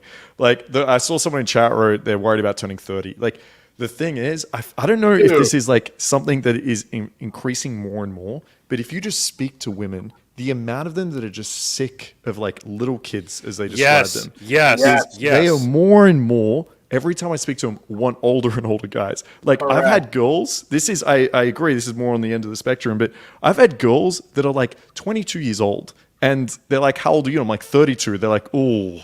And I'm like, oh, what's up? They're like, yeah, usually I date guys 15 years older and shit. Like, it's crazy the amount of girls that just are appreciating someone that comes off as a little bit more grounded, a little bit more masculine, and a little bit more dominant. So the age thing, like right now, oftentimes, like I exaggerate it. If a girl says she's 18, I'm like, yo, when you were born, I was already fucking, right? Like I had a fucking college degree. Like I try to exaggerate it for the most part. So I used to see it as a real problem. I was like, fuck, I'm turning 25. I remember when I started a game, I'm like, fuck, I'm so old. This is how am I going to do this?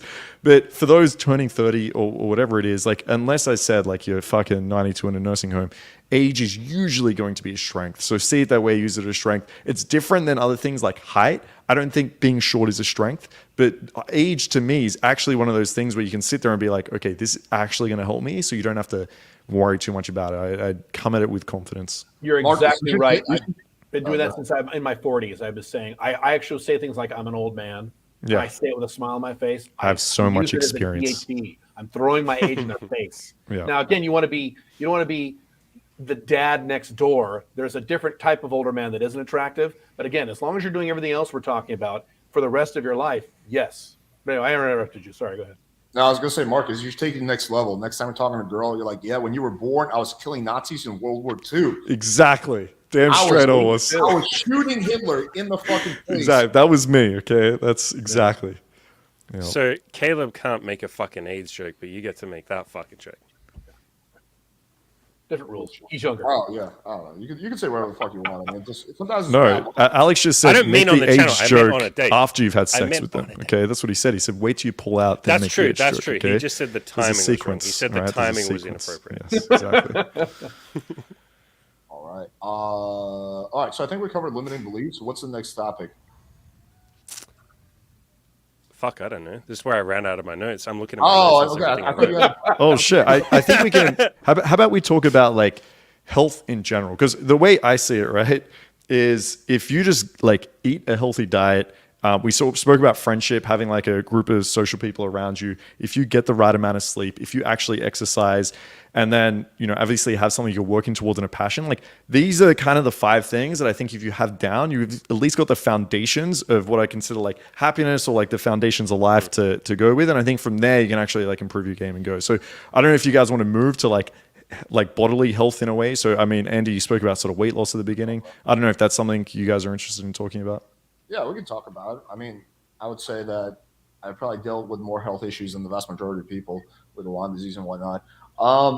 Yeah, I mean, you definitely like how you feel will resonate in how you talk to girls. So if you feel like really sick, like you're going to have a harder time picking up a girl, obviously. And I think on some level, women are designed to pick up on like good genetics. And so if you're like unhealthy, like I think on a primal level, on a very subconscious level, the girl like picks up on that. That's just like my theory though. But yeah, I think that diet is important. I recommend the paleo diet, making sure that you don't get too many, your calorie consumption is good. Sleep is very important. Working out, and you don't have to work out that much. Just 3-4 times a week is totally fine. Taking supplements, I recommend doing blood work. So I do blood work twice a year. I check for all my vitamins, hormones, every possible thing. And then if you are, deficient in anything, you can fix that. But yeah, I recommend really investing in like really good lab work, detailed lab work, so that like I know all my vitamins, all my minerals, all my hormones are like in the optimal level. The only reason I know that is because I've done blood work, and then when initially came back in the non-optimal level, I started taking more of that thing in order to get to a level where I want. So yeah, I think that'll be my take on that. I can summarize the blood work too. I get my blood work done every 8 months, and it's something that, in my opinion, every man should do the rest of your life. At least once a year, the rest of your life, get a full blood panel done, check your hormones. And if you want a summary, this gets very complicated. Guys get very confused. If you want just a summary of the top 4 things you should check in terms of like daily energy and the big stuff that you guys should feel a difference in, you should check a lot more than this. But the bottom line is testosterone. So testosterone, that's free in total. Estradiol, which is the amount of estrogen you have in your system. That's a critical number. You don't want too much. You don't want too little. Thyroid, which is your T3 score, and vitamin D. You hit those 4. You check those 4 every once a year. You're going to be, in the top 10% of men on Earth. If you just check those 4 and get those leveled out, just like you talked about, you're in. And 80-90% of men are deficient in vitamin D. That's a fun fact. Oh, easily that. Yes, correct. In the modern era, yes. Yeah, for sure. Right. Yeah, those are important. Yeah, thyroid goes underrated. People talk about testosterone, but thyroid is actually also very, very important. Yeah, it's all 4 of those. It's not just function. Yeah. You're right. People over focus on testosterone. It's all 4. You want all 4 and you're covered. Yeah, for sure. This is an interesting question. Do you believe the manosphere is a net positive or negative? What do you guys think? It depends what we mean by manosphere. Are we talking about like red pill shit? Is that what he means? We're talking about everything, like the pickup, red pill, black pill, this whole community about improving with girls or anything related to women. Like Kevin Samuels would count, for example, in the manosphere. I feel like that's such a hard question because it's like saying, do you guys think that all countries are a net positive. So let's add fucking North Korea in there. Let's talk about, and then we'll group that in with America and say, like, do you think, and Caleb, I know your opinions on parts of America, but like, you know, you get the fucking point. It's like we're grouping the West and fucking North Korea, and then you're saying, do you think overall there's a net positive? I feel like it's hard if we lump the black pill in there. Yeah. Okay. So I don't know if I call that the manosphere. Yeah. It's I like mean, the grumpy sphere. true. I think I would describe it as a net positive, right? Because it's at the very least still giving people options of ways they can go, right?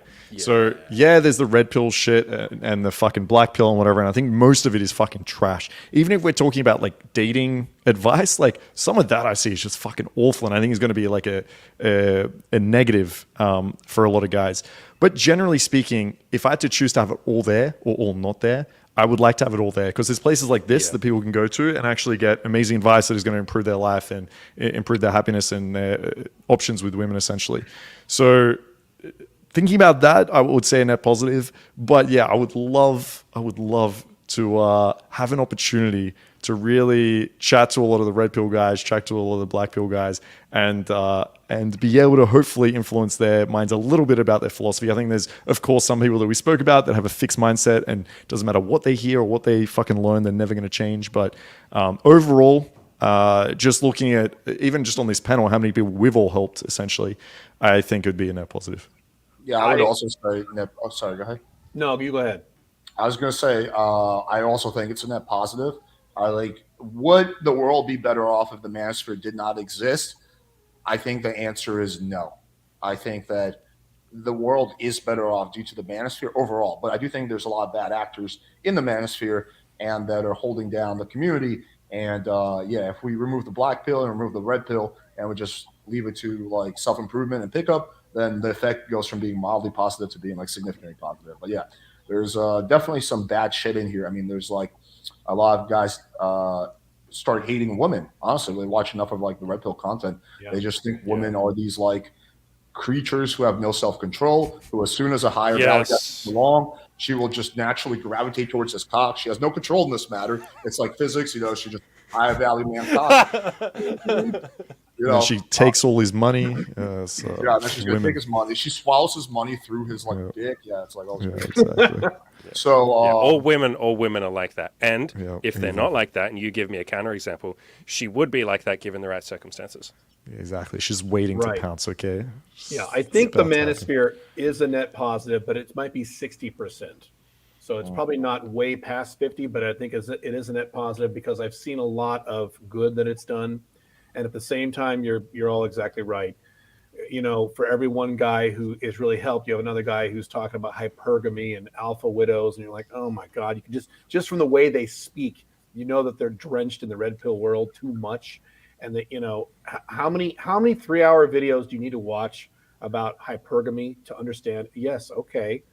In other words, the challenge with red pill, and I agree with a lot of red pill, but the challenge with red pill is it is a prescription. It is not a diagnosis. They're talking about what's wrong. But I think the prescription is, I think the description is usually wrong, right? Like, I agree that they might be saying what they think is the truth. I think that truth is usually wrong. No, you're right. Or if they have something, it's wrong. Often they don't even have anything. It's just about, isn't this horrible? Look at this. Look at that. Oh my God. Look at these thoughts. Look at these feminists. Look at these women. Look at this divorce. Look at this. Okay. Yes. I've talked about how red pill is a door you pass through. It's not a house you live in. Yeah, it's a stepping stone, yeah. Correct. Rollo's book is great. You should read it once. Yes. And then focus on self-improvement once you understand these concepts. Correct.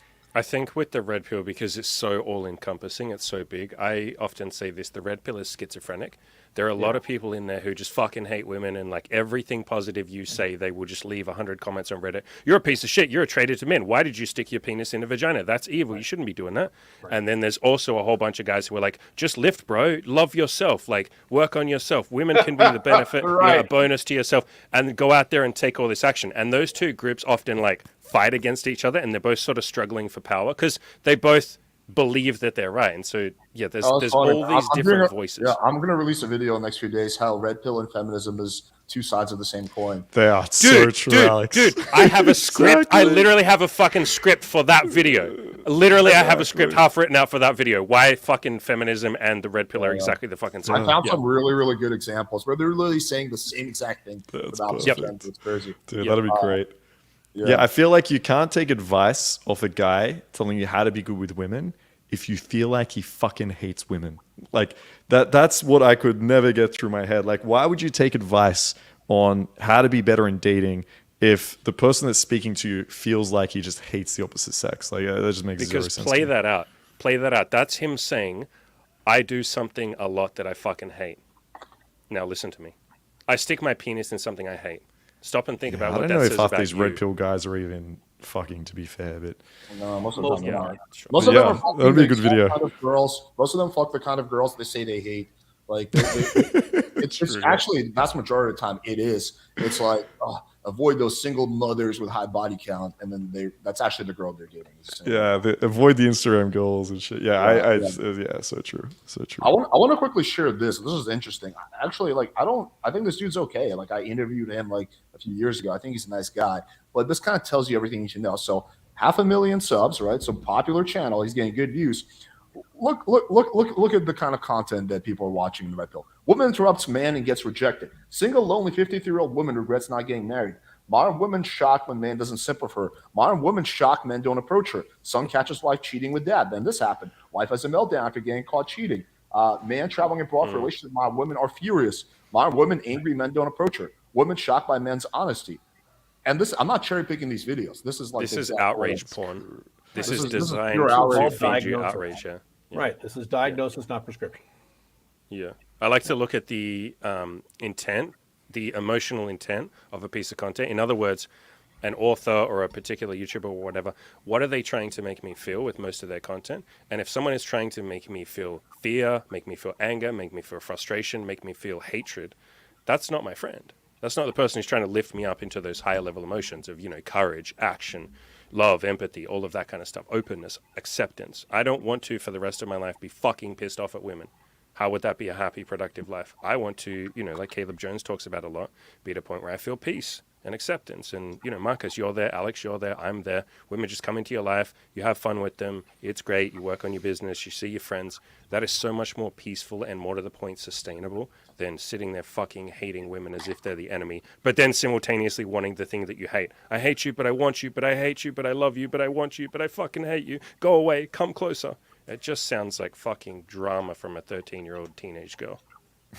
True. The manosphere is largely the drama sphere from, I've said that many times. There's a lot of, it's tempting too, because sometimes, I'll be honest, sometimes I get like way too involved in the drama myself, right? It's easy to fall into it.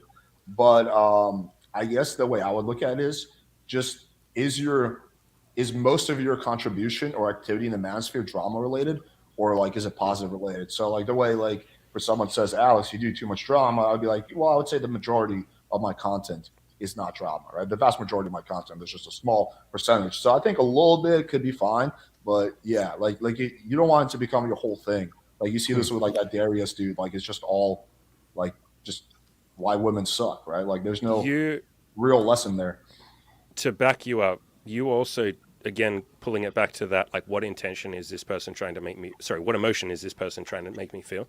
You, even when you do the drama content, you add in self-improvement and advice in there a lot. Like you don't just say, this person's wrong and retarded and I think he's a poopy head. You say, I disagree, here's why, here's what I think you should do, this is the thing that I think will help you. You're always coming at it from that self-improvement or advice mindset. I don't see you just doing drama because you like to jerk yourself off and it feels exciting to get all those big numbers on YouTube. Unless I'm going after Fresh and Fit, in which case I am jerking myself off and enjoying the carnage.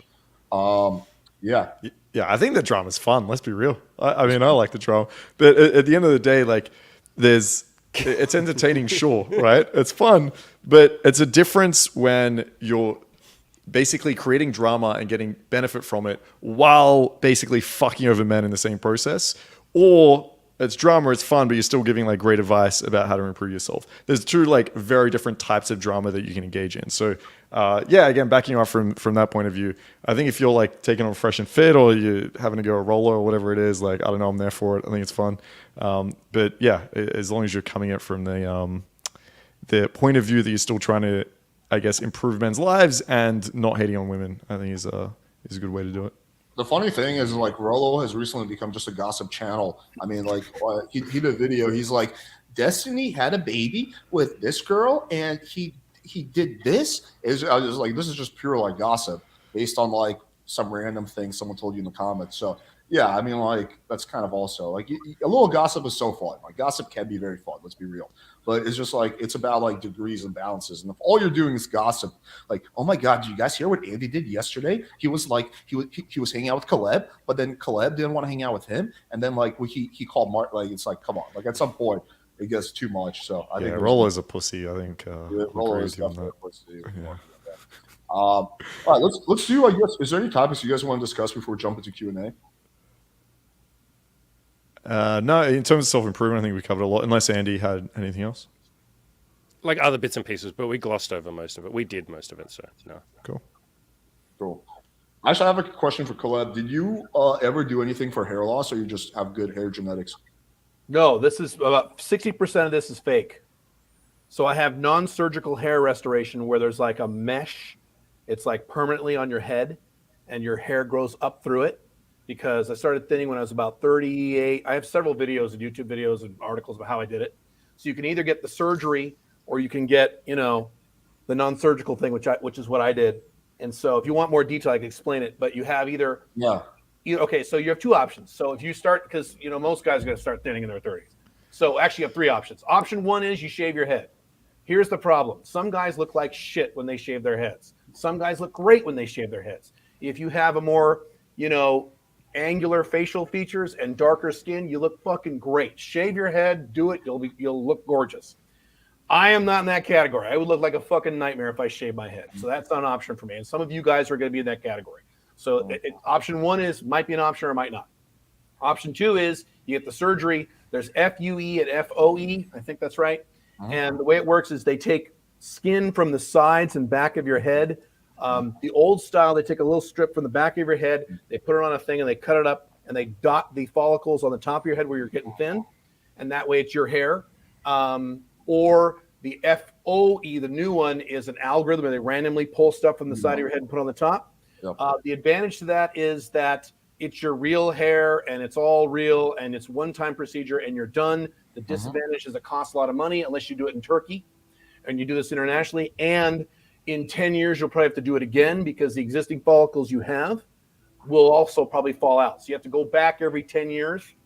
Okay, that's the downside. That's why I didn't do it. Option three is what I do, which is non-surgical, where there's 3 or 4 ways you can do this. Sometimes they can shave the top of your head. They put this thing on. Sometimes you have this thing where this is what I have, where your hair actually grows up inside. So this is a combination of my hair and not my hair. And it's around. And it's the good news about that is you go in, you come out, and your hair looks like it's perfect. You don't look weird for 6 months, like when you get the surgery done. For 6 months, you got to wear a hat after the surgery, a bunch of the shit. This sounds way too fucking awesome, and I'm surprised I've never heard of it. Oh, what is the name for this magical godlike procedure? Non-surgical hair restoration is the actual thing you would Google. I call it mesh, but it's non-surgical hair restoration.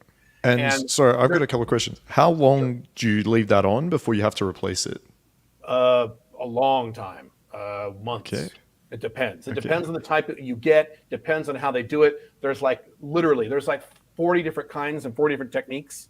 So I could go into great detail, but I don't know how boring that would be. Where's the hair coming from? Like, is it like, I don't understand how you go in and then you come out with a full head of hair? Like, so imagine like a mesh, like what your screen door is made out of. Imagine that, but very fine. Okay, and that goes on the top of your head. So you cut your hair really short, or in some cases you shave the top of your head. Sometimes they do this, so you look like Captain Picard for a minute.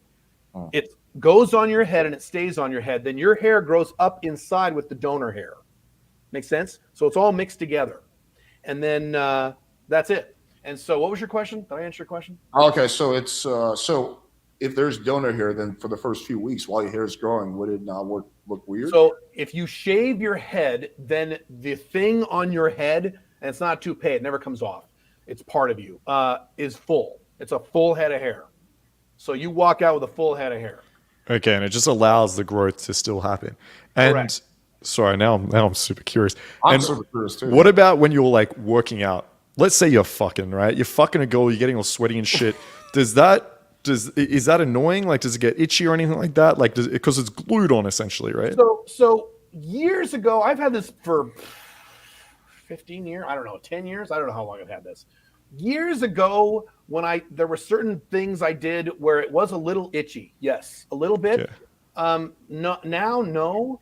And dude, you can swim. You can get into fights. You can have sex. You can have women pull it. You can have women run their fingers through your hair. I've never had a problem. As long as you get it done correctly and you're going to the right companies and, all that shit, it's fine. I work out 4 times a week. I get sweaty as fuck. Now, what it does do, if you get sweaty a lot or if you're hot a lot, then yes, it lessens the time where you have to go back in and have it serviced or do something yourself. That's true. But other than that, no, I have literally never had a problem, and I've had all kinds of shit happen, and it's fine. It's great. Where do they find that? Like, they just match you with someone who has a similar color as you? Or Correct. How do Correct. Okay. They have billions of different, color donors and swatches. And so also the other thing too is if you're old and you want to dye your hair, you can dye it whatever color you want and then match it. So you can do that too. Because I dye the sides. I have a little white. No, I actually more of the one. I have some white on the sides, a little bit on the back. So yes, they just match your hair color. Right. They have this down to a fine science. They've been doing this crap since like the 80s. Although in the 80s it looked awful. 80s and 90s looked pretty bad. It started looking good in like the mid 2000s. Now they've got it down to a fine science, especially if you it's also a matter of cost. There's cheap versions of this. There are expensive versions of this. Most actors in Hollywood, guys who are over 40, 45, have this already. If you watch any movie, if you watch Thor and that stuff, that's what he's got. So they have it down to, where there's no difference in the hairline. Women can rub their fingers through your hair and they can't feel there's anything different. They don't know. When I tell women, because I tell everybody I have this, when I tell women, they go, "What? Really?" They don't know, even after I've had sex with them several times. It's just how does it hang on to your scalp? Like, what keeps it from falling out? It's an adhesive. They glue it. It's fucking glue. It's glue, but it's a certain kind of glue that allows hair growth. And sometimes, again, there's different kinds. So sometimes there's kind where the adhesive is around the edge, and in the middle there's none, so your hair grows through. You have other kinds where there's your whole head is glue on it, which I think would be pretty uncomfortable. You can do that. There's there's 40 different types, and I'm not an expert in all the different types, but that's how it's glued. But it's not coming off. You could pull this thing, it's not coming off. And I've had women pull it. And do girls ever question or know that it's essentially like a hairpiece? I've never had a woman look at it and go, "Hey, that looks fake," or "Hey, what's wrong with your hair?" I've never had that in my entire life. And almost every woman I've said, when I've told them this, they go, "What?" Well, and they literally start looking at me like, "Well, where? Well, what?" And I will have women, because I don't care if people know, I'll take their finger, I'll say, "Well, here," if they really want to know, if you shove your finger on the side of my head right here really hard, you can feel a little tiny, not a lump, but like a little groove, like something's up. But right here, if you touch it here, it's the same as my scalp. And it looks the same as my scalp, and it feels the same as my scalp. So I'll take their finger and say, "Yes, you feel this?" And they'll go, "No." And I will see it, feel this. And go, "Oh, yeah, okay." That's how hard it is to detect. And again, there's more expensive ones. There's cheap ones that they're pretty easy to, And I've actually had in the past, like when I've been traveling, I've done a few YouTube videos like 3 or 4 years ago when I was traveling. I had some cheap ones, and you could kind of tell something was up. So I've had that. I don't really care. But yeah, that's it. Yeah. And again, how long does it take to put in? Like each time you go to the doctor or whatever? Well, they cut your hair. They have to cut your hair. You got to, it's the same thing as going for a haircut. So add the haircut. You're probably there. How long does it take me? Oh, just under an hour. But I dye my hair too. So they dye the sides of my hair. They dye that, but not every time. So that takes 20 minutes. So the all told about, hour-ish. Yeah, and do you mind sharing? You can't just go to Supercuts. You've got to go to a place that knows how to do it. So that's the downside of this. So it raises your monthly expenditures. So I make enough money when I don't care. So that's the downside. That's one of the cons of this versus getting surgery. Surgery, you get the surgery, you look weird for a few months, and then you're normal, and now you're good to go for the rest of your life. So there's no monthly fee until you got to go do it again.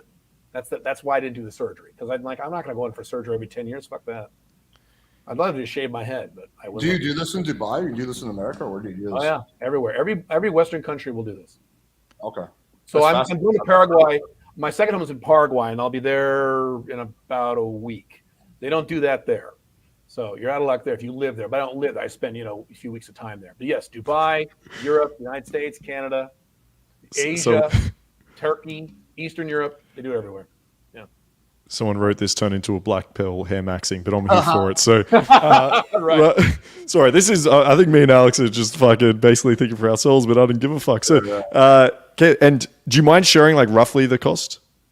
Sure. So to go in for the procedure, you're looking about anywhere from 2,500. This is USD now. If you do this in a Western country, so United States, Canada, Western Europe, Australia, New Zealand, okay, you're looking at about 2,500 to 3,500 the very first time, and then you're looking at, depending on how expensive the system you're using, and they go anywhere from 180 a month to like, Jesus, 700-800 a month. Okay. Depending on how good it looks, how long it lasts, how long you want it, various factors. Yeah, the type you want, if you want the mesh versus if you want to shave your head every time, there's a lot of variables. So, Thanks, man. yeah. Colette, Yeah. do you take finasteride? No, I've never done that. Okay. I did. What's the stuff? What's Rogaine made out of? Minoxidil. Yeah, I did Minoxidil. that, Okay. but that was bullshit. That's like peach fuzz. So no, I've never done that. No, and I also, here's the other thing. I'm on TRT. I've been on TRT. I'm 51. I've been on TRT since I was 40. I don't remember, 45. And so if you're on TRT, that may accelerate your hair loss if you've got the genetics for it. So you have to be aware of that. So here's the thing: when you do this, or if you do the surgery, you can go on TRT and now you don't give a shit. Because a lot of guys say, "Why do I go on TRT? It might accelerate my hair loss." Well, if you do one of these, who cares? I don't care. So if I get more bald as I get older, I don't give a shit. I have this. I'll have this the rest of my life until they cure it, which eventually they will. They'll cure baldness in our lifetimes. This is going to happen. Matter of fact, it should have happened last decade. But at some point, they'll cure us, and none of this will even matter. But it's cool because when you do either the surgery or the non-surgical, not only does it solve the problem more or less, but you don't have to worry about future baldness. You don't have to worry about it getting worse, because every 10 years it's going to get worse. Right, so it's nice to just not have to worry about that.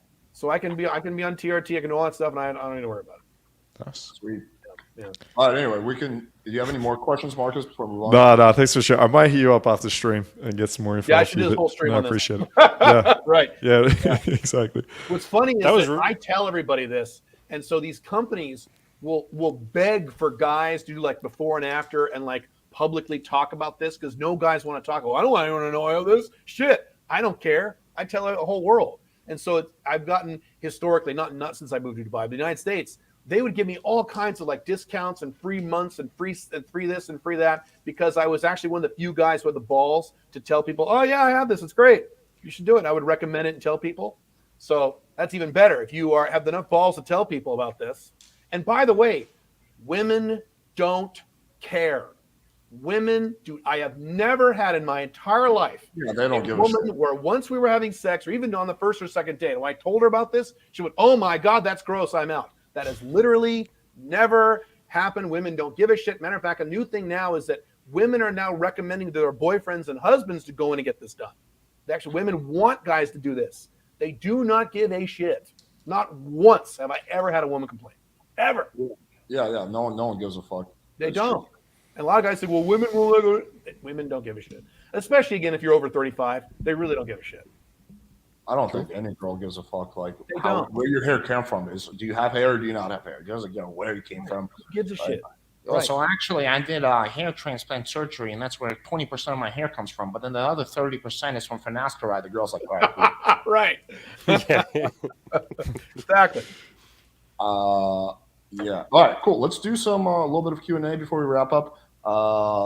So get your questions in now. If you guys already asked a question, I missed it. My bad. I was trying to only answer the questions that were relevant to the topic at hand. So feel free to repeat any questions that you guys have.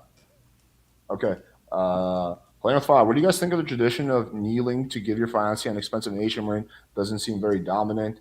Uh, I mean, I don't. I never even I'm sorry, thought. I lose my fucking mind when someone's like, bro, do you think that this body language is beta as fuck and you're an actual pussy and you deserve to kill yourself and no woman should ever talk to you ever again if you for half a millisecond do one fucking angle with your body that is wrong? Like, I'm sorry, I know that's patronizing as fuck. I lose it at these kind of questions. I lose it. I've never actually thought about that. I think at the end of the day, it doesn't matter. Like, I don't think your wife is gonna like lose respect for you because you got it on your knee. I think it's just irrelevant mental masturbation. No offense, but that's truly my opinion. I can tell you what I did. I'm married. I can tell you how I did it. I thought about this. I didn't really. Now, you guys are right. It doesn't matter. It wouldn't affect my marriage or my relationship with my wife in any way whatsoever had I kneeled. But I didn't kneel. What I did is we were on a beach, and I stood her. It was kind of on a slope. I did this on purpose. I stood her on the higher end. So her and I. She's shorter than me because I'm a big guy and she's tiny. She's right over there. And I got it where we were looking eye to eye, like as equals, and then I proposed. So that's what I did. And Was that by design or that just accidentally? Yeah. I thought it for just like a few minutes. I didn't say, okay, now I don't want to kneel in front of her because that makes me a beta. I didn't go through all that. I just went. It didn't feel right for me. I'm not a kneeling kind of guy. That doesn't resonate with me personally. It wasn't about beta or alpha or will she respect me. I've said many times, I don't care if my wife respects me. I care if she loves me, and I care if she doesn't give me drama. That's it. And then we're happy together. I don't care about respect. That's not a thing I have. But no, it was more like, okay, that doesn't feel right to me. Let's do this instead. I'll just ask her as, eye to eye instead of looking down at her. So I'm not looking down at her, and she's not looking down at me. We're equal. That's just kind of the thought I had. It's just literally a few seconds. Oh, let's do this. And it worked out. Yeah. Fine. But again, to your point, it would have changed anything had I done it. Had I dealt with it. Pro tip: trip your wife so she's on the ground and she's like, Sure, yes, that's Right. that's the And then solution here. Okay, Throw the ring at her. yeah, don't Right. be a sub getting down your knee. Okay, trip Right. your wife first. I couldn't agree more. That's it. Because you can And I argue think- that the entire engagement ring thing is beta. You can argue that too. Yeah, look, You I can think argue at the end of the any day, type of as Alex said, it comes down to a perception.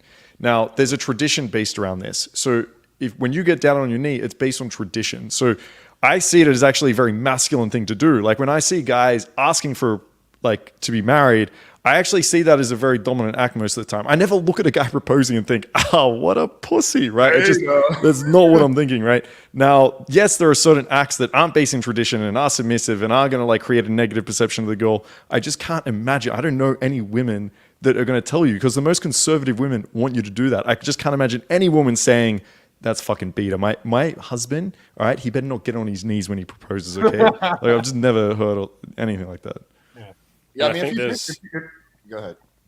I was going to say, look, the end of this guy's question, and Cold Steel, brother, I apologize for laughing at you. That was very inappropriate and unprofessional, but it was kind of a funny question. The end of the question is it doesn't seem very dominant. Realize that if dominance and masculinity is something that is important to you, it's not like you do one slightly undominant act ever, and then she goes, nope, that's it. That was your one chance, fuckhead. Now I see you as a sub. No, Right. Dominance, if that is something that is important to you, it is for me. I'm very dominant. I'm into BDSM and all of that. So is Marcus. It's something that you just kind of are. And I promise you, women, especially if she loves you or she's submissive to you or she, likes you or whatever, she's not sitting there waiting for the one time you're not dominant. She thinks you're dominant. It's not about that one moment in time where, oh, fuck, you weren't. The second thing I'll say is, look, I get the feeling, Cold Steel, that you're asking this question because you don't want to get down on your knees because you, for your own values, don't feel like that would be dominant and in line with what you want to do. In which case, fucking good. Don't get down on your knees. Right. But don't ask us, for people that you don't really fucking know, despite watching some of our content. You don't know us. Why do you care about our opinion? The only thing that matters is what do you want to do? Especially when your question is dominance. the very definition of dominance is you doing what you want to do. So the answer to your question is do whatever the fuck you want, brother. Right. If you don't want to get Yeah, down I on your think knee, don't. I think it's fair that he's asking us though, right? Like as you said, No, you're I very know. That's why I experienced in said I'm sorry BDSM. for I think, laughing. Yeah, no, but I think no. What I mean by that is like I think it's okay to not do what you think you should do or not do what you want to do. I think it's okay to actually get advice and like, maybe for sure in this circumstance, but if that question was, hey, I've got a date and Tinder girl's coming around. Should I cry to her that I lost my job for 40 minutes and get her? Of course, all of us are going to be like, no, don't do that, even if that's what he wants to do. So yeah, I think it's a fair question, but just get down on the knee. Yeah, I mean, I would say if you think about this logically, like you actually do a whole bunch of non-dominant things throughout the course of a relationship, like Yes. cuddling. I love to cuddle, right? Is it dominant? Like, hey, babe, come Jay. over here, I want to cuddle. Yeah, or That's a like good point. when Right. you're sick, like at least me when I'm not feeling well, I'm like, babe, give me a bottle of water. Like that's not that dominant, right? Or like a fucking like I don't know, like I'll like sometimes sharing a little personal info, but sometimes like if I'm having a hard time sleeping, I'll be like, babe, give me a back rub until I fall asleep, right? Like none of that shit is dominant, but I don't think my girlfriend thinks I'm a fucking beta because of that. I think it's more about the big picture rather than like one individual Right. source. Yeah. Yeah, I feel like so many guys have this idea of like dominance and masculinity. It's like I will always come across as this very like stern, stoic man that never has emotion, and like every time you go on a date with a girl, you're like, we're doing this, we're doing that. You're just like, you never show it. That's bullshit, right? Like girls want a variety. Now, yes, if that variety only consists of you being a pussy and showing very feminine traits, then it's going to be super negative. But if you get a chance to display how masculine you are, how dominant you are, how assertive you are, how confident you are, it allows you to have a variety and show her the other things that she's going to like. I'm sure Alex's girlfriend loves when he has those cuddle sessions, or loves when he's able to be like, yo, I'm not feeling well, do you mind grabbing me a water? His girl probably loves the fact she gets to care for him and like give him the water and do all that. Like that is going to build a relationship more than if it was to be like, no, I'm stoic and dominant, okay? Exactly. I don't need your help. Leave the house while I'm sick. His girlfriend's going to be like, what the fuck kind of relationship is this? So yeah, don't get the idea. I don't care who you listen to on the internet, right? Don't get this idea that you have to be like 100% masculine dominant every fucking, no, right? You do that first, and then it allows you to have like the variety of your personality and the variety of the dynamic in the relationship. Yeah, it's submissive to cuddle with girls, so you want to cuddle your bros instead. Okay, Yeah. it's True. retro logic. Okay, this is an interesting question. I think we can answer this pretty straightforwardly. How does Caleb's open relationship differ from Alex's?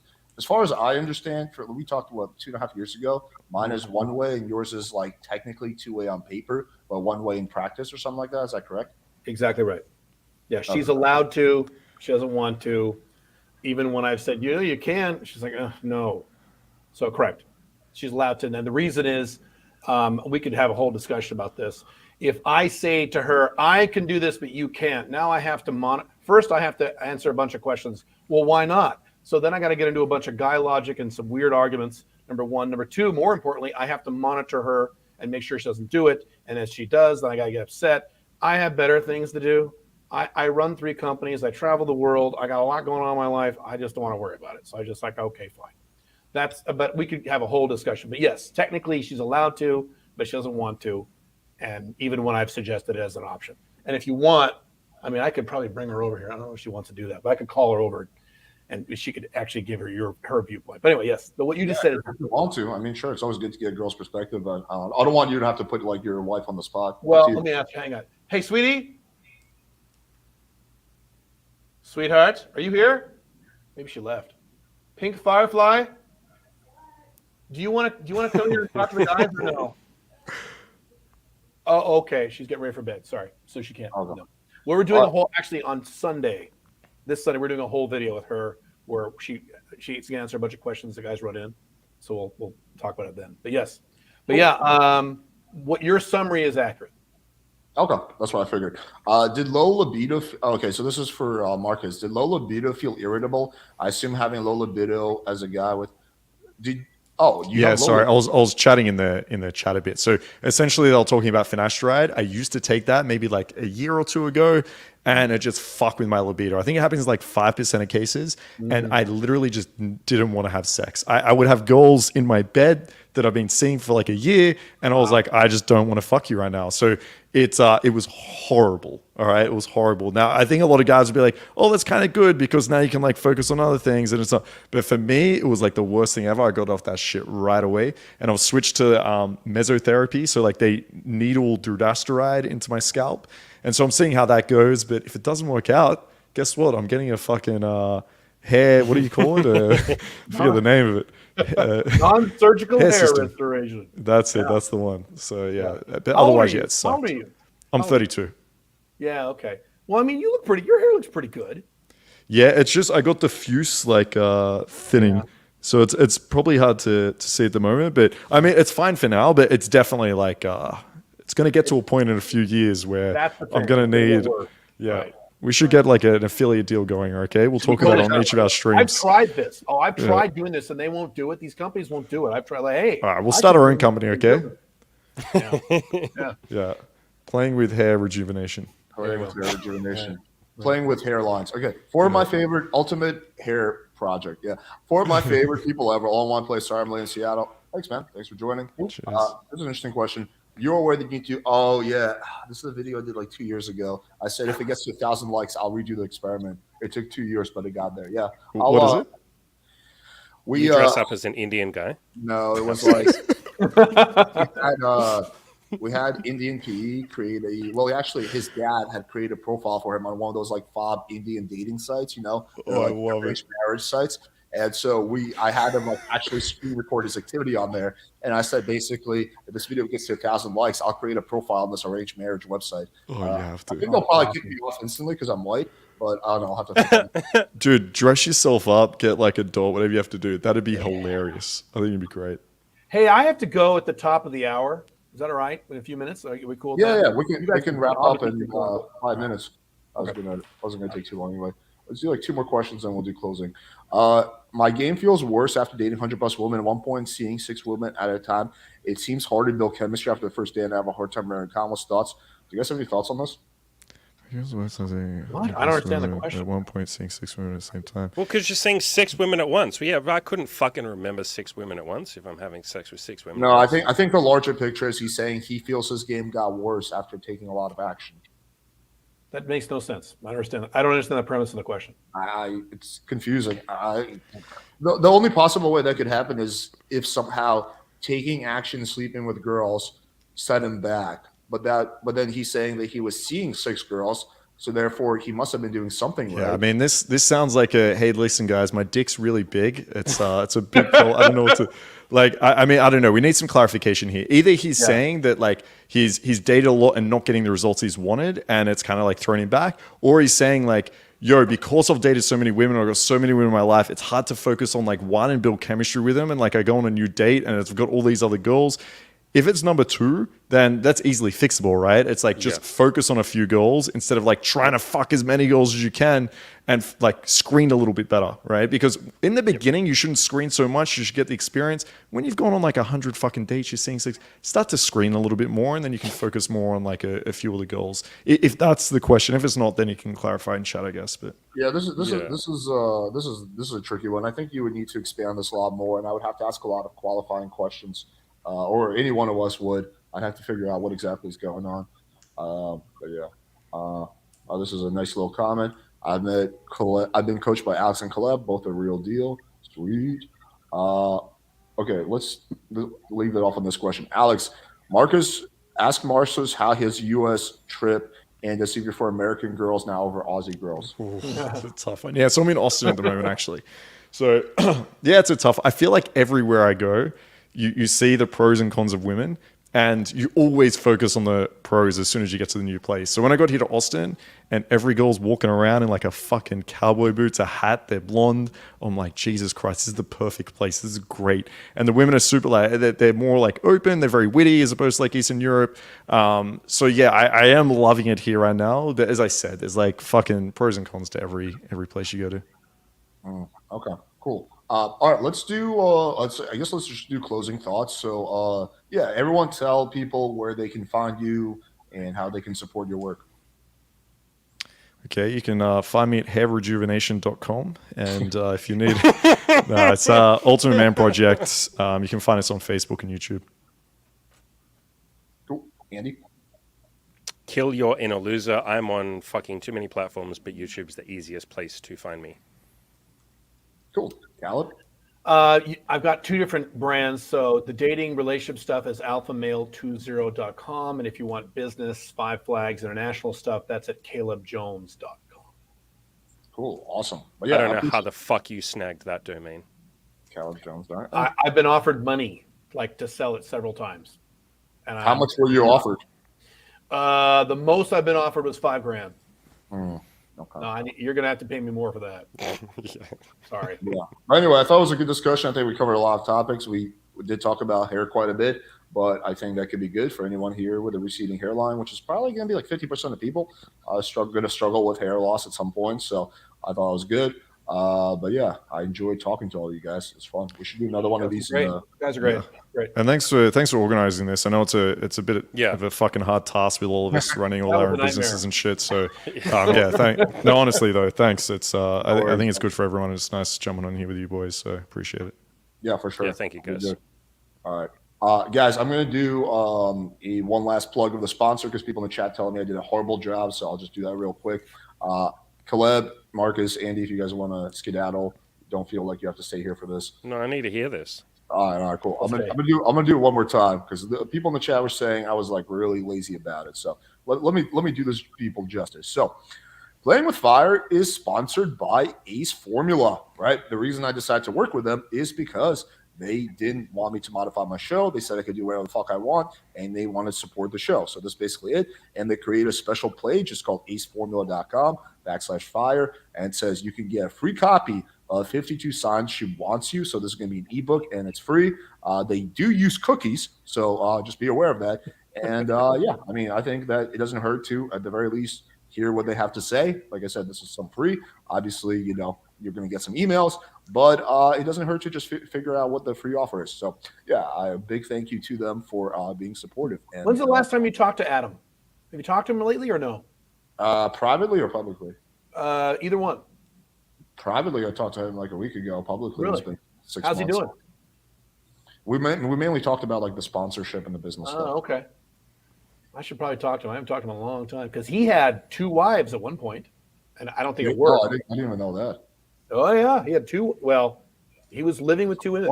Yeah. Mormon shit. Yeah, hell yeah. Oh yeah, full on. Yeah. Interesting. Cool. Yeah, cool. All right, guys, appreciate y'all, and we'll see you guys probably tomorrow night, or if not, Sunday night. We got a dope debate for you. We got Spencer Cornelia debating Nina, so that should be a lot of fun. I appreciate y'all, and take it easy, everybody. Thanks, Cheers. guys. Bye-bye. See you guys.